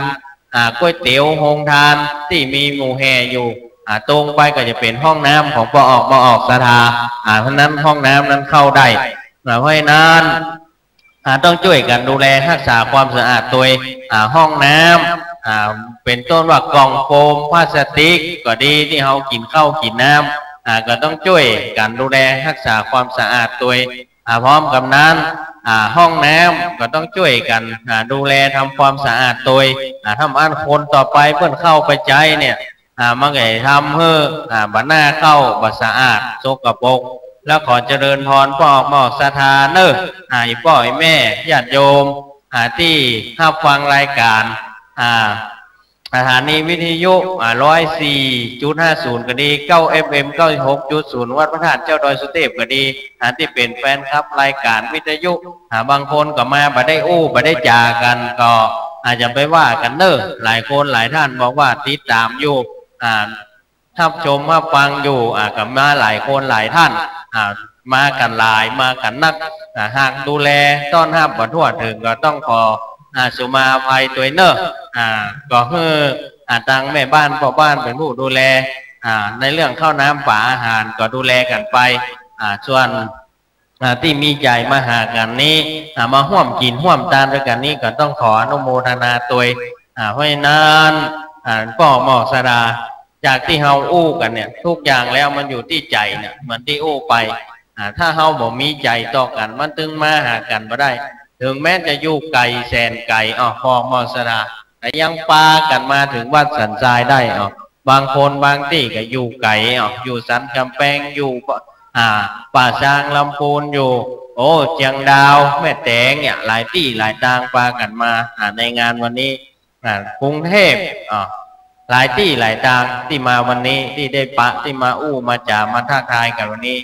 เพราะฉะนั้นทุกคนก็มีจุดมุ่งหมายเดียวกันคือมาเอาบุญเอากุศลมาเอาบุญกุศลเป็นอย่างไรมาเอาบุญกุศลเป็นเสบียงบุญติดตัวของเราไว้พ่อหมอสดาบุญกุศลเนี่ยเป็นเสบียงบุญติดตัวของเราไว้เพื่ออย่างเพื่อที่ว่าเมื่อจิตของเรานี้เมื่อสังขารร่างกายของเรานี้มันเสื่อมโทรมไปเราก็จะได้อาศัยใบบุญที่เราได้ทำไว้นี้เอาเป็นต่อต้นทุนเป็นบุญกุศลไปในภพภูมิที่ดีถึงแม้ว่าจิตของเรานี่จะประมดจากความโกรธความโลภความหลงแต่เราทำคุณงามความดีของเราไว้ตลอดบุญกุศลนี้ก็ยังจะทำให้เราเกิดมาเป็นมนุษย์มีศีล5เพราะฉะนั้นการที่เรามาสั่งสมบุญไว้เนี่ยเราก็อาศัยว่าเมื่อสังขารร่างกายของเราเนี่ยมันผุพังไปจิตนี่มันอย่าออกจากร่างกายไปเนี่ยมันก็จะทำเมื่อเราเนี่ยมีบุญมีกุศลจากที่เราได้มาร่วม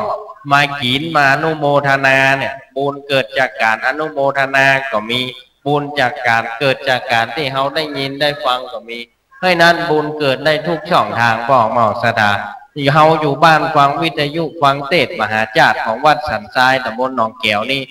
อยู่บ้านยกมือไหว้สาฟังทุกเจ้าเพิ่นเด็กก็ได้บุญเหมือนกันอนุโมทนาด้วยกันทุกเจ้าเพิ่นฝันพรญาติน้ำเขาก็ญาติน้ำไปโดยอันนี้ก็ได้บุญเหมือนกันเพราะนั้นบัดต้องไปสงสัยอย่างสักอย่างบ่มองสดาบุญนี้หมายเนี่ยเราได้สงสัยการทำบุญสุนทานนี้หมายเนี่ยเราได้สงสัยบ่สงสัยในตัวของเราบ่สงสัยในบุญบ่สงสัยในที่นี้บ่สงสัยในบ่มองสดาบ่สงสัยในที่นี้เนี่ยหมายความว่าเมื่อเฮาตายไปก็ดีจิตเฮาดวงนี้อาจจะออกจากสังขารร่างกายเฮาไปเนี่ยเฮาบ่ต้องได้ห่วงแล้วว่าจะมีไผมาทำบุญหรือเฮาก่อเพราะอะไรอย่างเพราะเมื่อเฮายังมีชีวิตอยู่เนี่ยบ่ออกศรัทธาเพราะเมื่อเฮามีชีวิตอยู่เนี่ยเฮาได้ทำบุญไว้แล้วเหมือนเปิ้นทำบุญที่ไหนเนี่ยบ่ใจกะว่าสันทรายอย่าทำบุญที่อื่นที่เราเคยไปทำบุญเนี่ยที่เราได้ยินผ่านสถานีวิทยุก็ดีที่เราได้ยินจากเปิ้นบอกประชาสัมพันธ์ต่อๆกันมาก็ดีอันเนี้ยเป็นบุญเป็นกุศลที่ติดตัวเราไปตลอดพ่อหมอกศรัทธาอันนี้แหละเพิ่นเฮาว่าเฮาบ่สงสัยในบุญของเราถ้าเราสงสัยในบุญของเราก็เพราะว่าเรายังบ่ทำมือถึงพร้อมเพราะอย่างเพราะว่าเมื่อเรามีชีวิตอยู่เนี่ยเราบ่ได้เป็นผู้ใฝ่ในบุญเราบ่ได้เป็นผู้ใฝ่ในกุศลเมื่อเราจิตเราจะออกจากร่างเราจึงเป็นผู้พะวงเมื่อเราพะวงจิตเราพะวงแล้วจิตเราจะไปอยู่ไหนจิตเราก็ไปสู่อบายทางที่ต่ำเพราะฉะนั้นถ้าเราอยากให้จิตเราสบายจิตสบายกายสบายเราก็ต้องมั่นทำบุญเพื่อทานเป็นเสบียงบุญไว้เมื่อบุญอยู่กับตัวของเราแล้วพ่อหมอสดา บุญติดตัวของเฮาไว้แล้วนี่เฮาสบายเฮาจะไปทางใดก็ได้เฮาบ่ภาวะพะวงเฮาบ่หลงหน้าลืมหลังเฮาบ่กลัวอย่างสักอย่างที่จะเกิดขึ้นในภายภาคหน้าเพราะเฮามีบุญตุนไว้แล้วอยู่ในหัวใจของเฮาบันทึกบุญนี่ไว้แล้วบันทึกคุณงามความดีนี่ไว้แล้วป้องหมอกศรัทธาดังนั้นบุญเท่านั้นที่จะเป็นที่พึ่งของเฮาไปทั้งในภพนี้และภพหน้าอันนี้ก็อนุโมทนาบุญธรรมะป้องหมอกศรัทธาขออนุโมทนาบุญเพิ่มเติมโฮงทานพ่ออินทาแม่เกี่ยงกรรมม่อนกรรมดีพร้อมด้วยครอบครัวลูกหลานเอาโฮงทานเข้าพัดอุ่นๆร้อนๆเอามาให้เพื่อนบอกว่าเข้าพัดอนามัยเพราะฉะนั้นใส่เป็นกล่องอุ่นๆร้อนๆมาแจกคือปอกหมอกศรัทธาได้กินกันกินแล้วก็มาฟังธรรมเทศมหาจารย์เป็นลำดับต่อไปเอาให้นี้ตอนนี้ปอกหมอกศรัทธากำลังภาคกินข้าวน้ำข้าวตอนกันเขาก็ได้เริ่มทำพิธีเทศกันไปเพราะนั้นตอนนี้เลยเวลามา17 นาทีบอกหมอกศรัทธาเขาก็ได้เริ่มทำพิธีเทศกันต่อไปเพราะนั้นเมื่อทั้งลุ่มถ้าพร้อมแล้วกินข้าวน้ำข้าวตอนเสร็จแล้วก็ขึ้นมาบนวิหารจะได้เริ่มทำพิธีเทศกันที่4ต่อไปเพราะว่าครูบาอาจารย์พระเถระที่เขานิมนต์มาบางรูปบางตนเพื่อนก็ยังอาจจะมีต้องได้ไปเทศแหมหลายที่หลายทางอยู่เพราะฉะนั้นเราต้องทำเวลาของเราเพราะฉะนั้นเวลาที่เราได้วงไว้ก็คืออยู่ตามเวลาของเราเพื่อที่นักเทศรูปต่อไปไม่ได้มาตามเวลาสำหรับป้อหมอกศรัทธาที่ถ้าฟังอยู่ทางบ้านก็ดีวัดสันทรายนี่หนองแก้วนี่มันอยู่ทางใดก็หาได้ยินวันนี้เนี่ยหรือว่าก็หาได้ยินเมื่อจัดรายการนานาสาระธรรมะเข้าห้ามเนี่ยวัดสันทรายเนี่ยบอกหมอกศรัทธาอยู่บักไก่อยู่อำเภอหางดงบอกหมอกศรัทธาอยู่อำเภอหางดงวัดสันทรายตั้งอยู่บ้านเลขที่87 หมู่ 7ตำบลหนองแก้วอำเภอหางดงจังหวัดเชียงใหม่มาเส้นทางที่บ้านถวายเนี่ยบอกหมอกศรัทธาถ้าเข้าทางบ้านถวายมาก็ตรงเข้ามาก็จะถึงเลยประมาณไฟฟ้าหางดงมาก็จะมีป้ายบอกละวัดสันทรายตำบลหนองแก้วอำเภอหางดงถ้ามาทางกาดน้ำทงมาทางป่าแดดมาทางวัดหลวงพ่อพระครูวิสิตศรีลาภรณ์ก็ตรงมาเรื่อยๆมาทางกาดน้ำทงมาถึงกาดน้ำทงก็เลี้ยวขวามาทางบ้านถวายกันโพสวัดสันทรายแบบบอกหมอกศรัทธามาไกลเท่าใดหรือบางคนบางท่านก็อยู่แถวใกล้เนี่ยมาบ่ได้เพราะอย่างสังขารร่างกายบ่เอื้ออำนวยแต่ว่าเมื่อสังขารร่างกายบ่เอื้ออำนวยแต่ก็ว่าอยู่วัดพออยู่วัดอยู่วัดขออภัยอยู่บ้านฟังวิทยุก็ได้บุญเหมือนกันป้อหมอกศรัทธาเพราะฉะนั้นอันนี้แหละบุญกุศลที่เกิดขึ้นกับตัวของเราเป็นบุญเป็นกุศลกับตัวของเราป้อหมอกศรัทธา